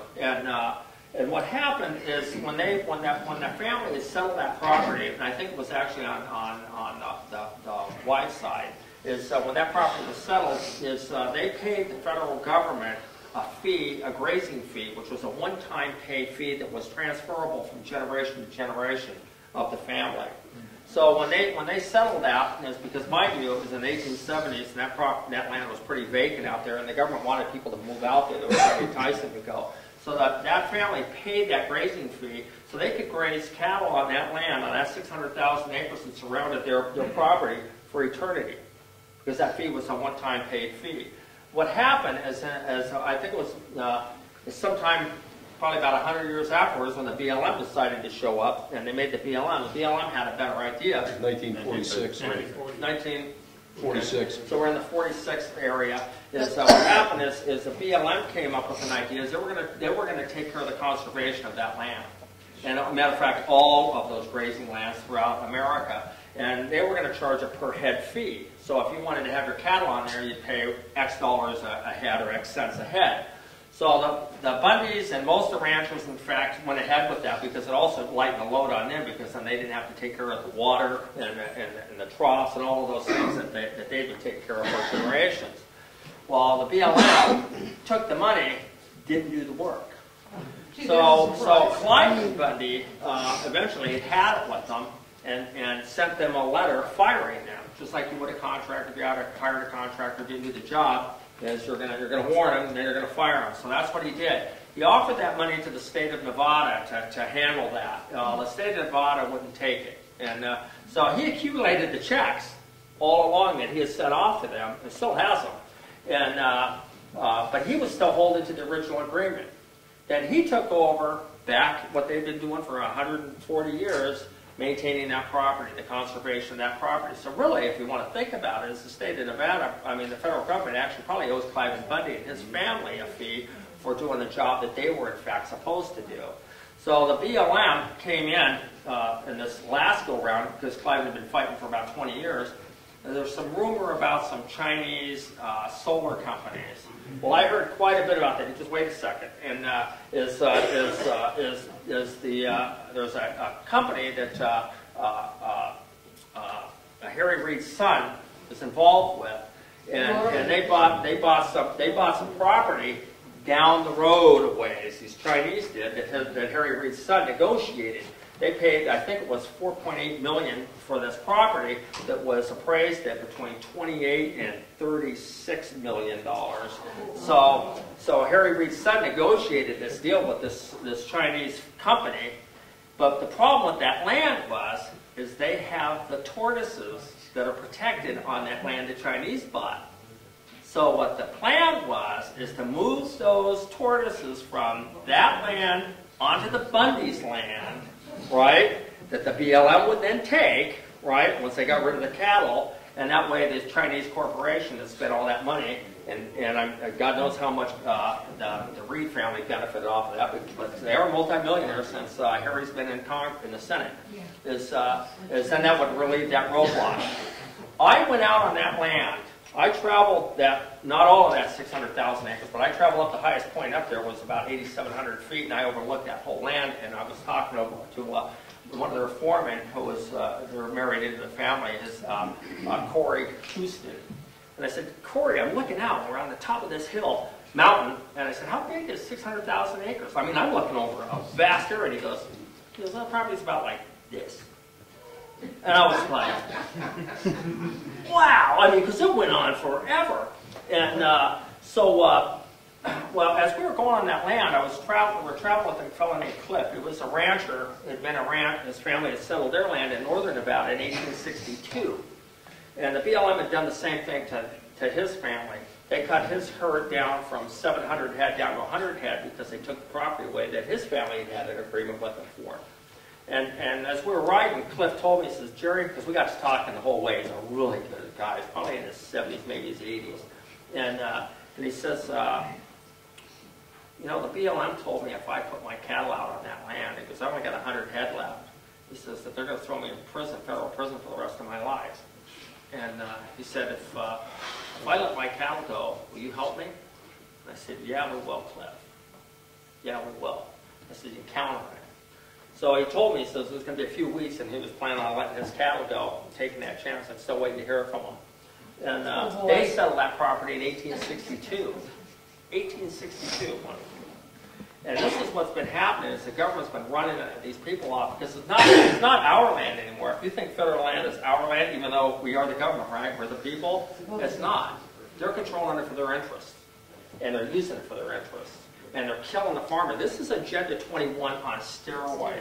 We have no idea. I mean, we followed Agenda 21 here in smaller scale areas where we're thinking about it. But when you're out there, you're talking hundreds and hundreds of thousands of acres of property that the government's doing Agenda 21 with.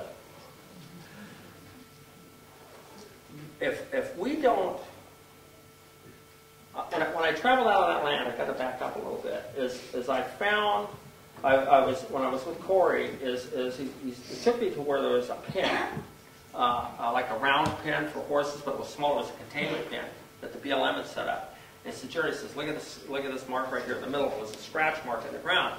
He goes, let's follow that. We're on the four-wheeler. So off we go. There were 4 of us in there. And the four-wheeler and Cliff, the old rancher, being the one sitting next to me in the back. We followed it for about a mile and a quarter, mile and a half. And it's a drag mark, that's what it was. Skid just right out in the middle of the desert from this pen. Well, out there was one of the prize breeding bulls of the Bundys with a bullet right between his eyes. They had shot it in that pen, roped it up or chained it up, and drug it out because they didn't want anybody to see what they had done, and dropped it out in the desert to rot, which it was. And then we went out, we were out further out, I found another one. It looked like, I'm not sure, one of the guys thought they might have hit it from the air, and it was definitely like M16 small caliber rounds. It had rounds all through its head and its horns, the other bull. And you could go up to their bulls like this, and walk up to their cattle. They'd run away from you. They wouldn't charge you. They're really friendly because the Bundys are really gentle people. And they know them all their cattle. Then we went, and it took us a couple of tries to get through where the BLM had their major staging area.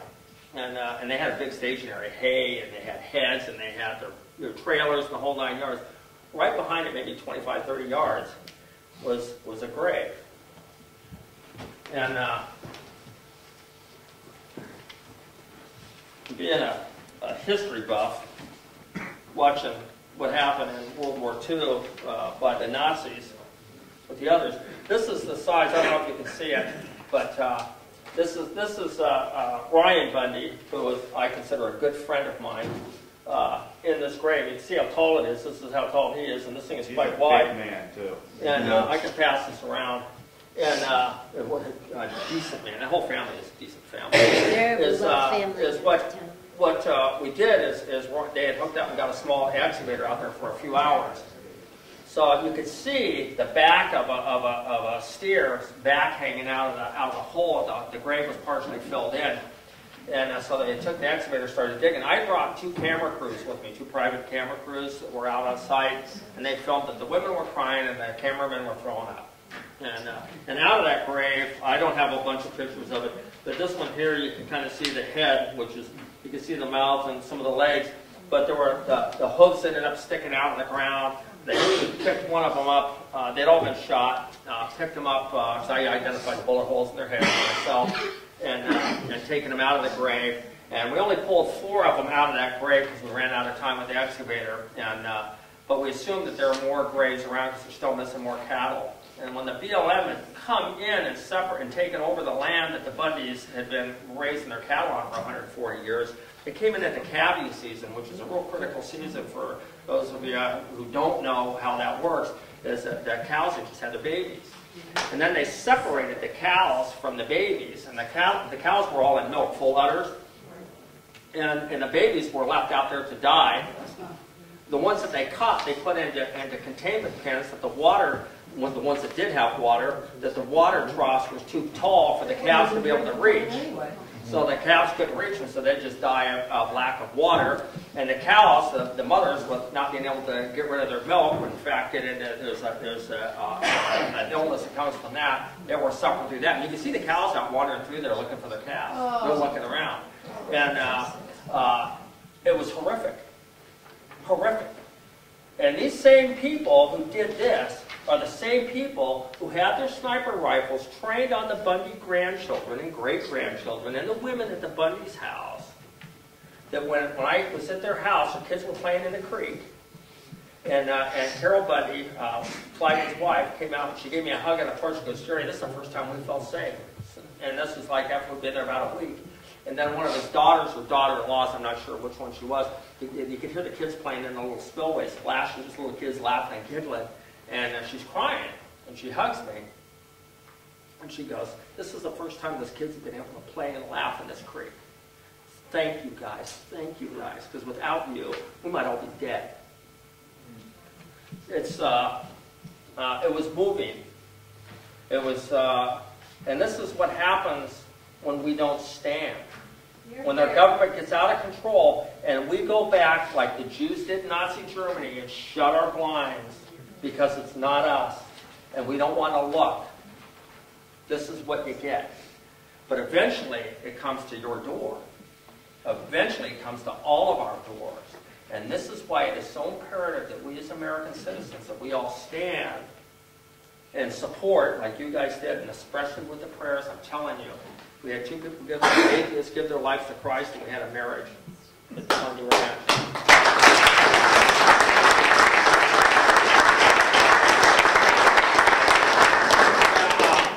We got a question?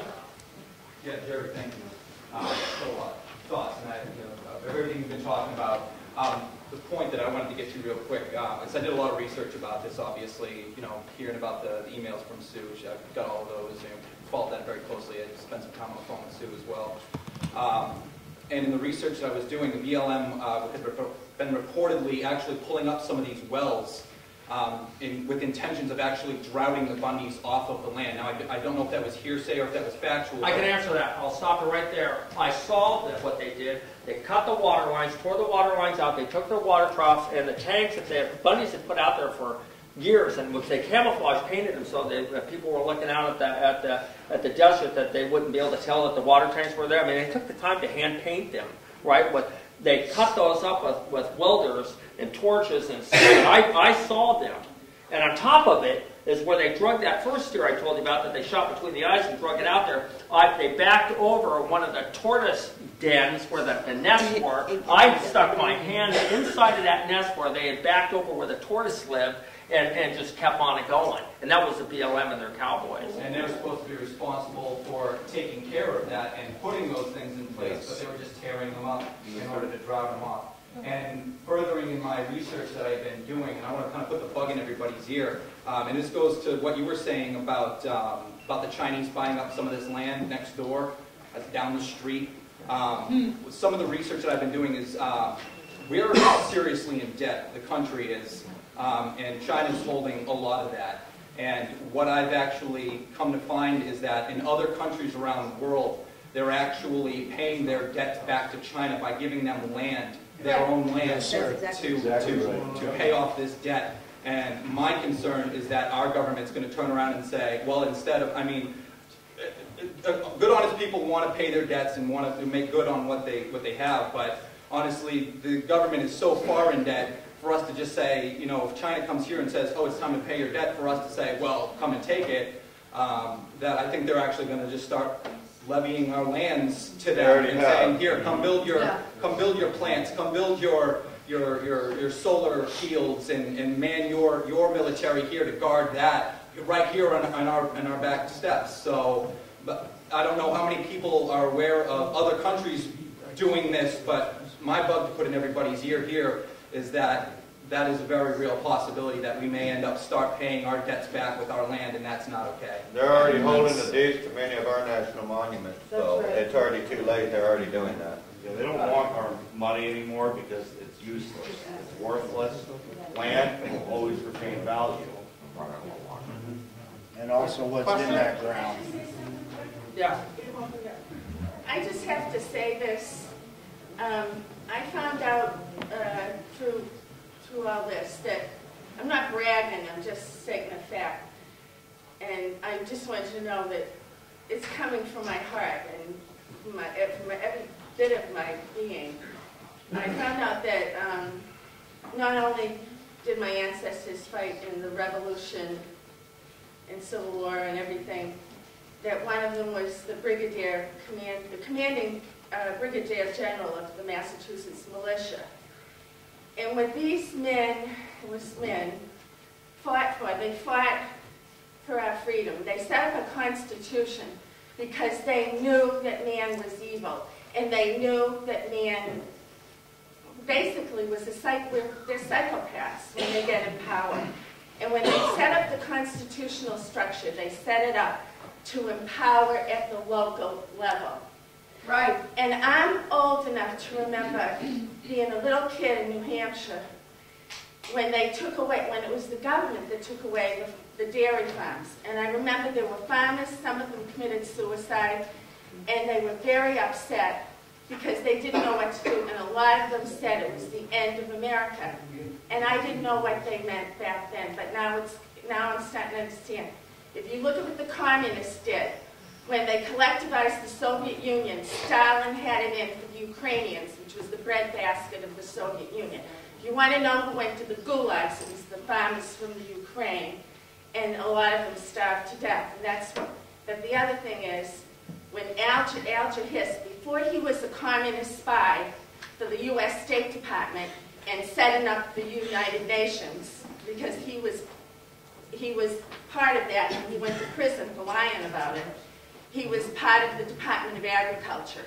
And this is where you get this history, and it's more, and this is where you get the start of Agenda 21, way back. I'd like to make a point is there's been a deafening silence about the Secretary of Agriculture.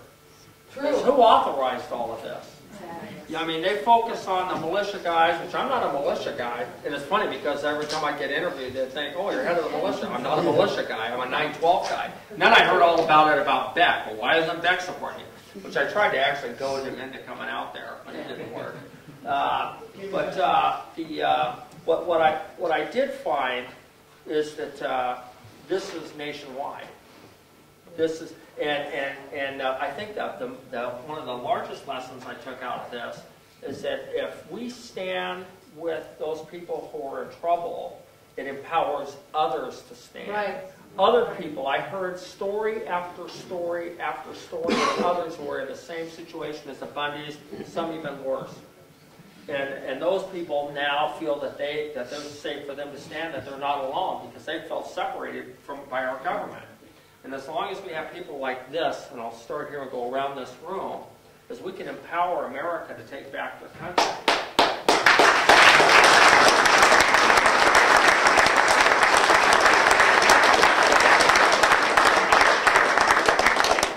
I just want to say something to everybody who's here tonight before we adjourn, and I don't know how much longer this is going to run because we're like way over our time. But I just want you all to know that I know every single one of you have been supportive of this, of me, of the patriots that went out there, and it's in your hearts. And I cannot thank you enough, but I know how you all feel. And it's really important that we continue to have that lion's heart.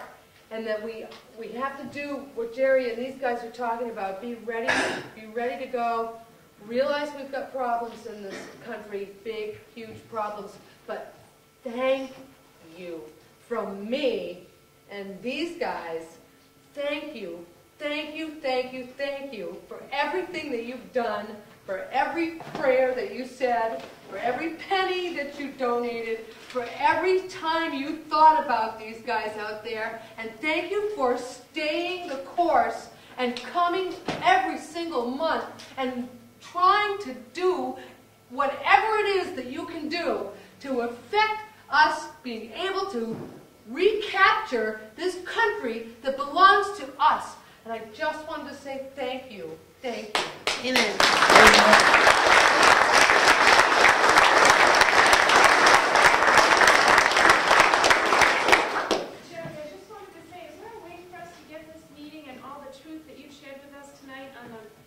Media, not the mainstream media, but get it out there on the blogs and get it out there on Facebook so that people know. We've got the best blogger in the world here. We've got Skip here, and they'll put it out. There is a pretty cool video, and I don't want to self-promote, but Alex and I were in it, and it's by Mac Ruiz, R-U-I-Z. It's called The Battle of Bunkerville. If you didn't see it, it was actually pretty touching. And when Mac came out, he's a lib, right? And he was trying to paint another picture. He told me that, and because he wasn't sure about what was going on out there. And I talked to him probably for about an hour, and he came up and he was crying, and he says, "You've changed my heart." He says, "Now I understand." And then he had talked with Alex, who did an outstanding job. And also the Bundys and all, but that's really what we're seeing. If you haven't seen it, is it'll explain a lot. There's a couple things I want to go over, and there's something really important I want to say, and I'm going to save that for last, and that's you, Billy. One is what we're doing, and I had to brainstorm while we're out there because the need is so great. There's a need for all of us, right, in a supportive role and in an action role. To reclaim this country. There is a definite need for it, and there's a calling for it.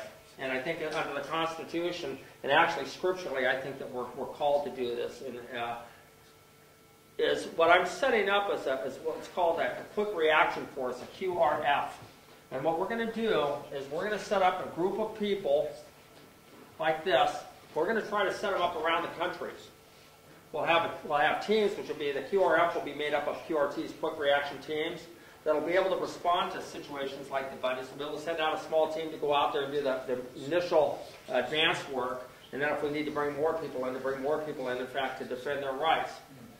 This is a huge endeavor, and it's not going to make me real popular with the federal government, and I don't give two shits about it, to be perfectly honest.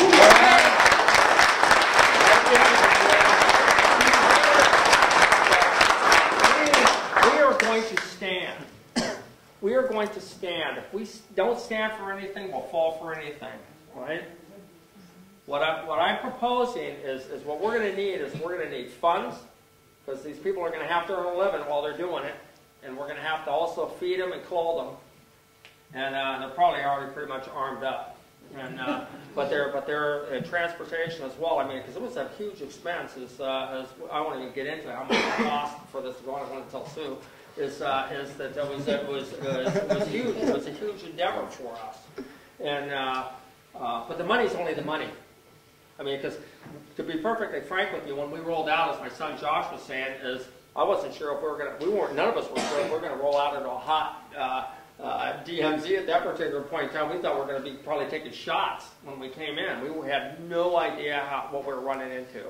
And there was a number of times, at least 3, I believe, that I talked to the group about that this will probably be it. And I told them that they could, if they wanted to go, no harm, no foul, and not a man left. The only time we lost anybody was when Stuart Rhodes had fear of the drones. And I'm not, and don't take me as talking trash about the Oath Keepers as a group, because I'm not. And there were a lot of outstanding keepers that stayed and refused. I'd like to add something to that real quick, because every Oath Keeper I've ever met in my life in the past 5 years has become a close friend of mine, a real tight patriot, stand-up guys that go out and put their own money out there and go out there on their time off to go out there and rally and spread awareness. And I got to tell you, being in a situation like that, all we could do at the moment was react. And since I've been back, I've been kind of debriefing my own mind. And, we were upset. We were out there and we were abandoned. That's exactly what happened. Whether anybody wants to admit it or not, there's a lot of misinformation out there. But what we don't want to do is ruin all the hard work that everybody in that organization has done over the past 5 years, because they've done an incredible amount of work organizing Patriots, getting funds, and I don't want to see all that work and the good relationships. He says it's, maybe he panicked. You know what, I have a little more suspect on it, because what this has done is it's driven an incredible wedge in the Patriot movement. And I got a few friends here tonight, and we've had some infighting since that. Now, if you want to beat somebody, what do? You divide them up. All right? Now, this one call from a very small handful of people has driven a wedge between Patriots nationwide. And I got friends all over the country now, and I'm trying to smooth things over with people. But you got to understand, we were upset because we were abandoned. We were in the situation and people left us hanging, okay? So we reacted to that, and it may not have been good, and we're trying to kind of cool it down. But as far as the Oath Keeper organization goes, all the people in that organization, they're law enforcement, they're military, they're vets. They're all stand-up guys. They're our friends, okay? And I just want to say that we don't want to see any more infighting. So if you see any of this trash that's out there, people want to throw mud at each other, just keep that in mind, that infighting is dividing us. And if they're going to beat us, that's going to be the first thing they're going to do. So I want to apologize for anything I might have said that might have offended anybody involved with the Oath Keepers, because I did say a few things. I was pissed off, and I had the right to be. But I'm apologizing for it, and I'm being a grown-up about it and moving on. So I would just want to make that clear that the Oath Keepers is a great organization. They've done a lot of great work, and I have a lot of personal friends in the Oath Keepers. The leadership needs to change if that organization is going to keep its reputability. Because I'm an Oath Keeper. I mean, I paid $40 a week before I left, and I got my packet when I got home. And I don't know if they'll let me on the website. John here actually was the reason I joined the Oath Keepers, because of him coming to all our 912 meetings, and the Oath Keeper, and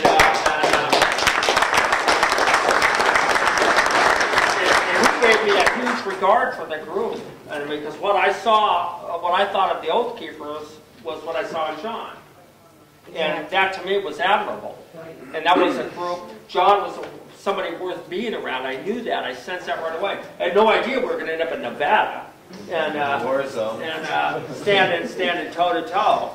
But that's the way it goes, I guess. Part of what I kind of want to bring this around to is the threat of Agenda 21 and an over-tyrannical government, which is what we have right now, as a government that's really trying to take our rights away from us. While we're over in Nevada, right, we're facing down the feds and everybody else and being called a terrorist by Harry Reid, who is a jackass. And as far as I'm concerned, I'd like to get him within reach, because I show him terror. Because he's a traitor. You terrorized He's a traitor. He's a traitor to his oath. He's broken his oath. He's called these Patriots and the Bundys, for crying out loud, and their grandchildren, domestic terrorists. I'm a domestic and we haven't heard a word. We haven't heard a word out of our congressional delegation from New Hampshire or senatorial delegation from New Hampshire about that. And we don't even know. We don't even know if at some point we're going to go to try to buy a firearm or get on a plane, whether we're going to be deemed or the feds can come pick us up under the Patriot Act, because that could happen. We don't know. But what did happen, interestingly enough, we all made it home, and I get home, I get a call from Billy Baer at 10 o'clock at night. He's been arrested for speaking out in a school board meeting in Gilford. If that doesn't beat all. If that doesn't tick you off, it should. Because it's here. And I want Billy to actually get up and speak a little bit to that, if he would, or maybe take some questions on that, because it's more than just the BLM. It's the every Bureau of Land single Management. It's in every facet of our government. And this is a Billy, our new convict that we have.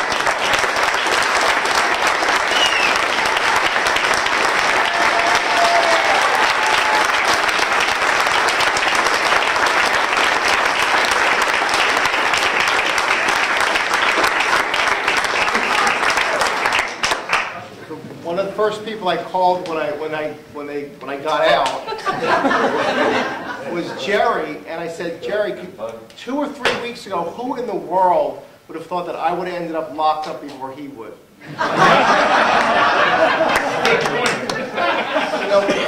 This is really, it's very, very simple, and I've been accused of setting it up, and I wanted to get arrested. None of that's true.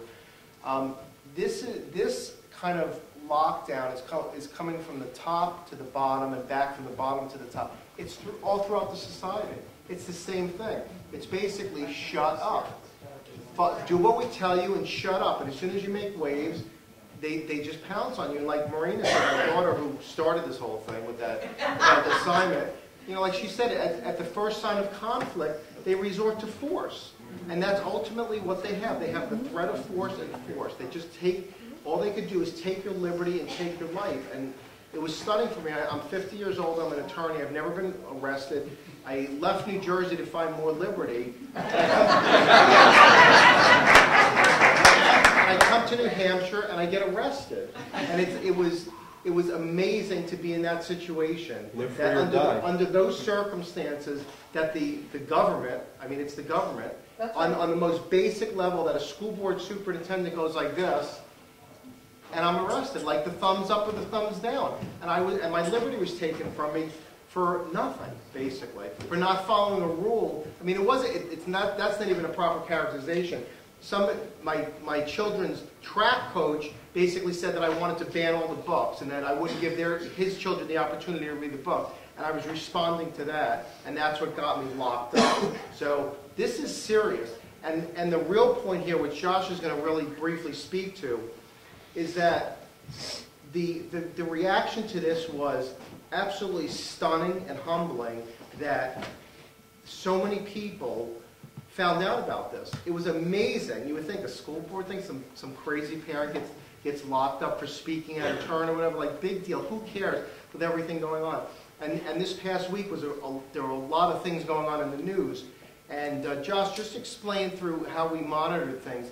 How many people found out about this and what the support level was? Well, it was interesting because the first night, when we first found out that this had hit any newspaper at all, it was in the Laconia Daily Sun first. So Billy's like, well, what does that mean as far as readership? How many people are going to know about this? So, well, about 18,000 people. And it's hitting exactly where we wanted to hit, which was great. And I think it might have been the next day. But this was before the arrest. Wait, this was Friday. That's right. This was before the arrest. And the next day, it had hit the union leader, and he said, well, how many people do you think it's hit now? And we did some basic calculations, some basic metrics, and it was like 50, 60, 70,000 people it was probably being seen by. The next day, it had spun completely out of control. There was no way to control this thing. And as of today, based on, I mean, these are real rough calculations, based on the viewership and the readership of all of the international and national television, press, online. Viral videos. It's gone absolutely everywhere, and by rough estimations, it's probably just south of 100 million people have seen this, which is really about?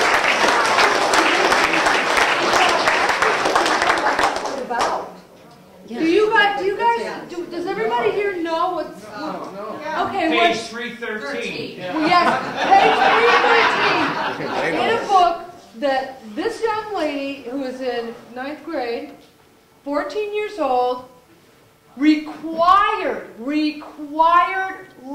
I read it, and I was like, oh my God, I can't even post this. It was the most heinous, pornographic, I mean like right out straight graphic pornography describing a forced sexual act between a boy and a girl, or a man or a woman, whatever. Disgusting! She still hasn't read it, so take Don't read it. Completely disgusting. If I would have done the same thing, Billy, if it was my kid or my grandkid, if I'd seen that, you guys would be outraged if you saw it. Oh my God, so that's what this is about. The real point is that this resonated with the American people to a stunning degree. Like Josh said, we're figuring probably around 100 million people are, obviously they don't know all the details, but are aware of this story. They know something like this happened.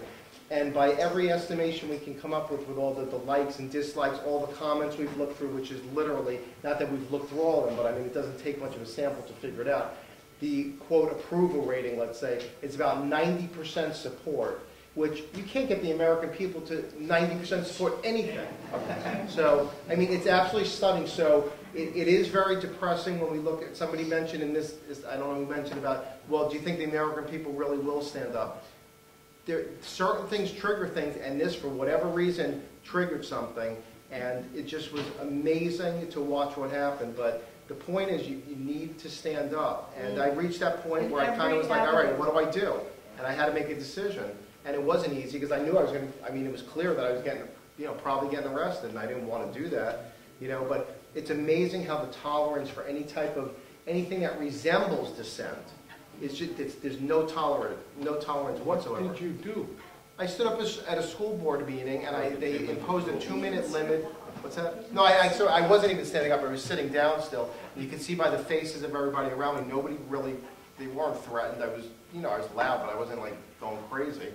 And the school board, the superintendent raised his hand, looked at the cop, and the cop came over and said, "You need to leave." And I said, and I was already quiet, and I already had, like I wasn't standing to begin with. And I said, "What are you going to do, arrest me?" And he said, "Something." I said, "Well, I guess you're going to have to arrest me." And he arrested me. He arrested me for going, he arrested me for in a sense, breaking the 2-minute rule, but that really wasn't it. What it was is that the guy behind me accused me of certain things that weren't true, and I was responding to that, and they said that I was speaking out of turn. So that's why I got arrested. They arrested you for being a good parent. Yes, that's exactly what it was. Exercise his First Amendment. And to make it even, like, you see how petty and how egregious this was, Marina got up there, and this is all on videotape. Marina got up there after I was arrested, so I was sitting in jail, and she went back in the room, and she got up there and made like a 40-second statement. And I had all, they knew who I was, they knew where I lived, they knew everything. It was awesome. Yeah.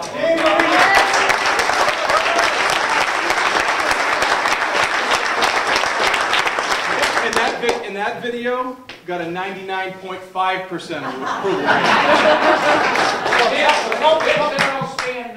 Tell what Marina said first. I think that's important what Marina said. She said she didn't trust you. She said, I just watched you drag my father out of here for breaking a 2-minute rule. And she said she was afraid of him. And then she said, I don't trust you. I never have trusted you. And frankly, I'm afraid to be around you. I don't feel safe around you. She said that's it. How about the demeanor of the administration that just had to go, oh, what's your address? Oh, that's right. Well, that's what I started saying. They knew where I lived. I heard you spoke. They obviously knew me.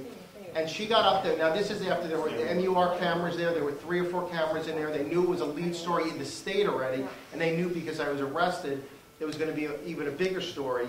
And Marina got up there to say what she wanted. And the chair, Sue Allen, who's the chair of the school board, when Marina started speaking, she said, "State your address." And Marina said, "It's the same as my father's," knowing that she wasn't particularly thrilled with having her address being broadcast all over the place. And she said, "It's the same as my father's." And she said, "Well, you need to state your address before you could speak," or something to that extent. So she had to state our street address. So right now, literally, probably 100 million people know her street address. So that's what they pushed her into, so that she basically had to sacrifice her 4th Amendment rights to exercise her 1st Amendment right. This is what's going on, and this is with a 14-year-old. It's outrageous what's happening. It's outrageous, and you need to stand up. I didn't have to go to Nevada to stand up. You need to stand up right at the most basic level. Wherever you can.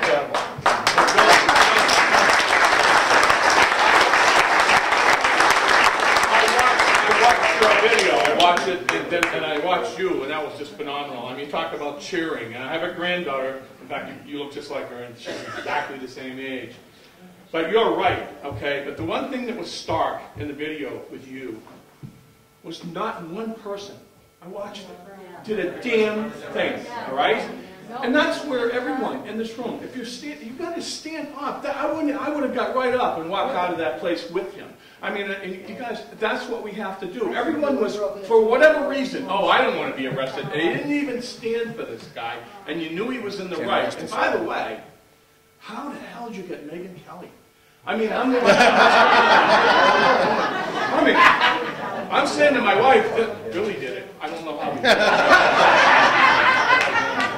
I think I want to. Jack, she came to me. I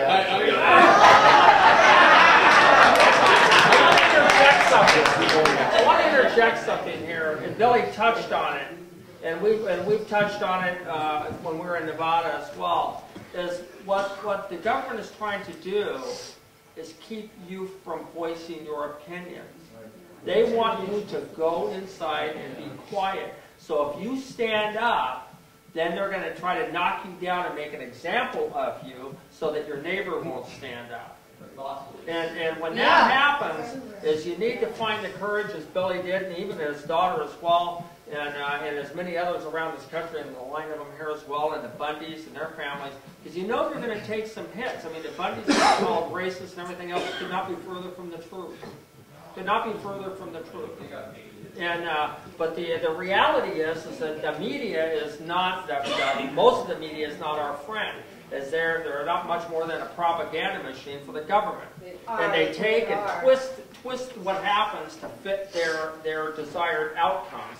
And that's where we get into real trouble, is and where we're blessed with, like Skip and Ed here, taking the videos that they do, because the internet is going to be our only real source of information. And I know Karen wants to say something, and Skip's got his hand up, so.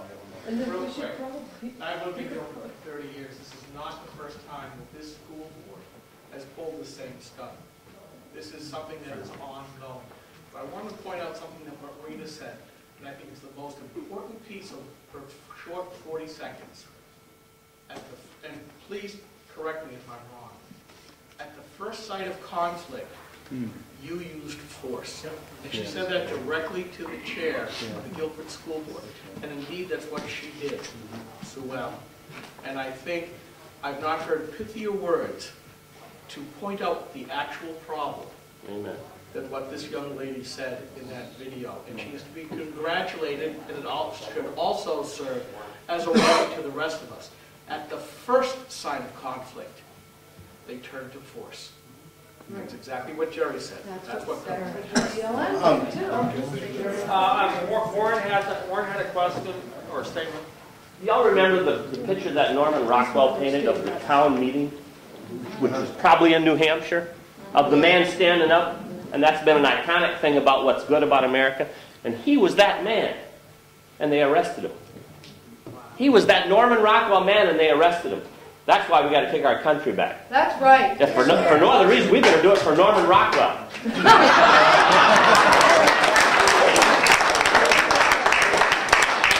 I want to let Karen, one of the boys, Karen testimony. Go ahead. I want to say something here because I've been speaking out on this particular issue. Do these look like domestic terrorists to you? No. Harry Reid, this man who thinks that he has power beyond anything else, has turned around and classified these men and women and those children and the Bundys out there. He's classified them in the same as the same type of people as the guy at Fort Hood who took out our people, as the boys who took out our people at the Boston Marathon. Actually, the gentleman at the Fort Hood, he was just a disgruntled employee. Oh, I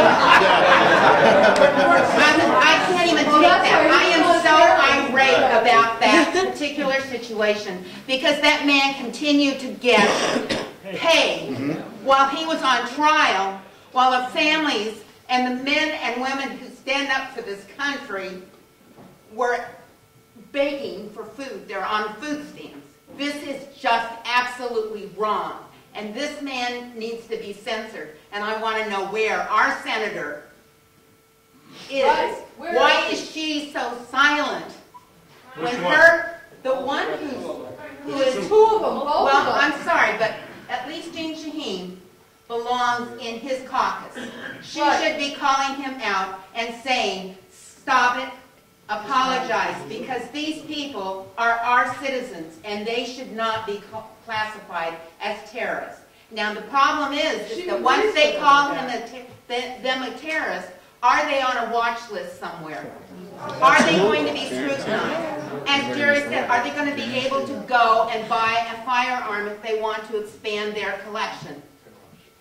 That's the question. And this can happen to every one of us. Now, Billy's situation is not the first. Let me tell you about David Parker. If you don't remember, back in Massachusetts, David Parker objected to what his child was being read, the agenda that was going on in Massachusetts schools in 2005. This man scheduled a meeting with the superintendent, with the principal of the school, and sat down to talk to them. They had him arrested. He spent the night in jail. He and another set of parents took this all the way to the Massachusetts Supreme Court, expended many, many of their own dollars, and they did not get any relief. They basically said, you as parents, you who are responsible for the upbringing of your own children, have no right to say what they're going to be taught. Haven't you heard it takes a village? I've heard it takes a family to yes, raise a that's country, right, and that is this country, and we can take it back, but we're only going to take it back if we stand up and if we get behind other people who will stand up likewise. Now, I want to know, where are the other candidates that are running for this office that will stand up for you, the people? And they're not here. They're not out here saying, where is Gene Shaheen and where is Harry Reid and why is he not being censored? But we need your help, and you can do this. We can still do this in a peaceable manner. That is the one thing that is so outstanding about what these men and women did. They went out, they stood up, they made their statements, but they didn't do it in a violent manner. There was not a shot fired. There was not spitting on any authority. There was respect that was observed.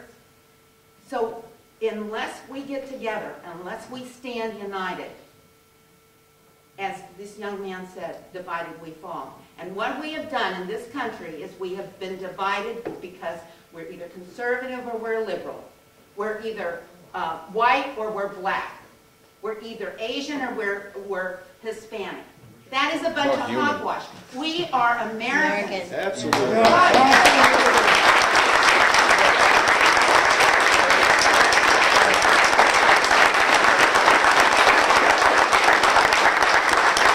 This is an American problem. And unless we stand up and start putting people in these offices, and I'm talking about whether it's the dog catcher or whether it's the President of the United States, we have to have people who have a moral fiber. They said when they founded this country, it was made for a moral and religious people. That's right. And we have to put God back in his place, and we have to stand up and put moral people, people who have a backbone, who will stand up against the bullies in Washington and push back. And that's the kind of government we need to have. So thank you very much.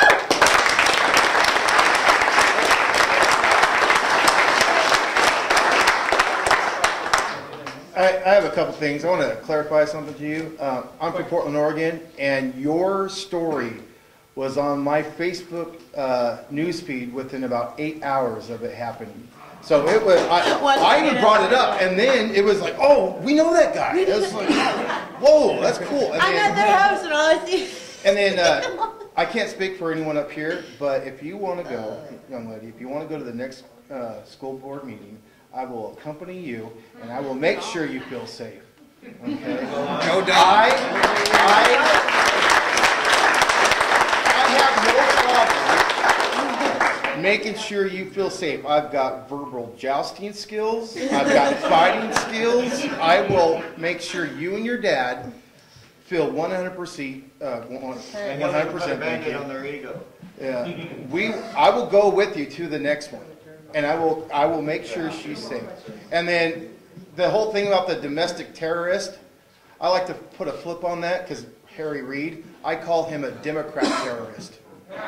Okay, I mean, I'm not a domestic terrorist. These guys aren't. The people serving my country, my fellow veterans, we're not domestic terrorists. But unfortunately, according to DHS, I am me coming back from Iraq, I am the #1 on their list of being a domestic terrorist, simply because I chose to serve my country. I chose to enlist in a time of war when we had two, battlefields going on, Iraq and Afghanistan. I chose to serve my country, and yet now I'm a domestic terrorist in their eyes. Well, thanks. And one question, one last question. It's just a comment to your situation. I worked in public school for 22 years, and if you, as a parent or a grandparent, don't be afraid to, as a grandparent, to stick up. They truly don't think you know what you're doing with your child. Right. And those parents who have stood up and offered an alternative book for reading were criticized and ridiculed in the teacher's room over and over and over again. But it is the Newbery Award winners that they say are the greatest books ever for your young adults. They're trash. I used to go into the library and write down all the titles and the topic and send it down to my daughter, who's raising our grandchildren, our granddaughters getting ready to go into high school. And the first thing I did is, look at this book. Don't let this come across Madison's school reading list. But you've got to get in there, and when your kids get an assignment, get a hold of the book, read it. Because this stuff that they're putting forth is promoting page 313, it's promoting anti-Christian values, it's promoting suicide, it's promoting all of this stuff under the guise of good literary writing. And it's garbage. I would like to do something that I did, and I know a lot of people weren't used to doing it when we were in Bunkerville. But since we're all home, and I know a lot of you have included us in your prayers, I'd like for us to all stand and take hands. And we prayed every day out there. So any way we can get our hands together, let's do it. You're going to uncover? So just reach back and around, however you can.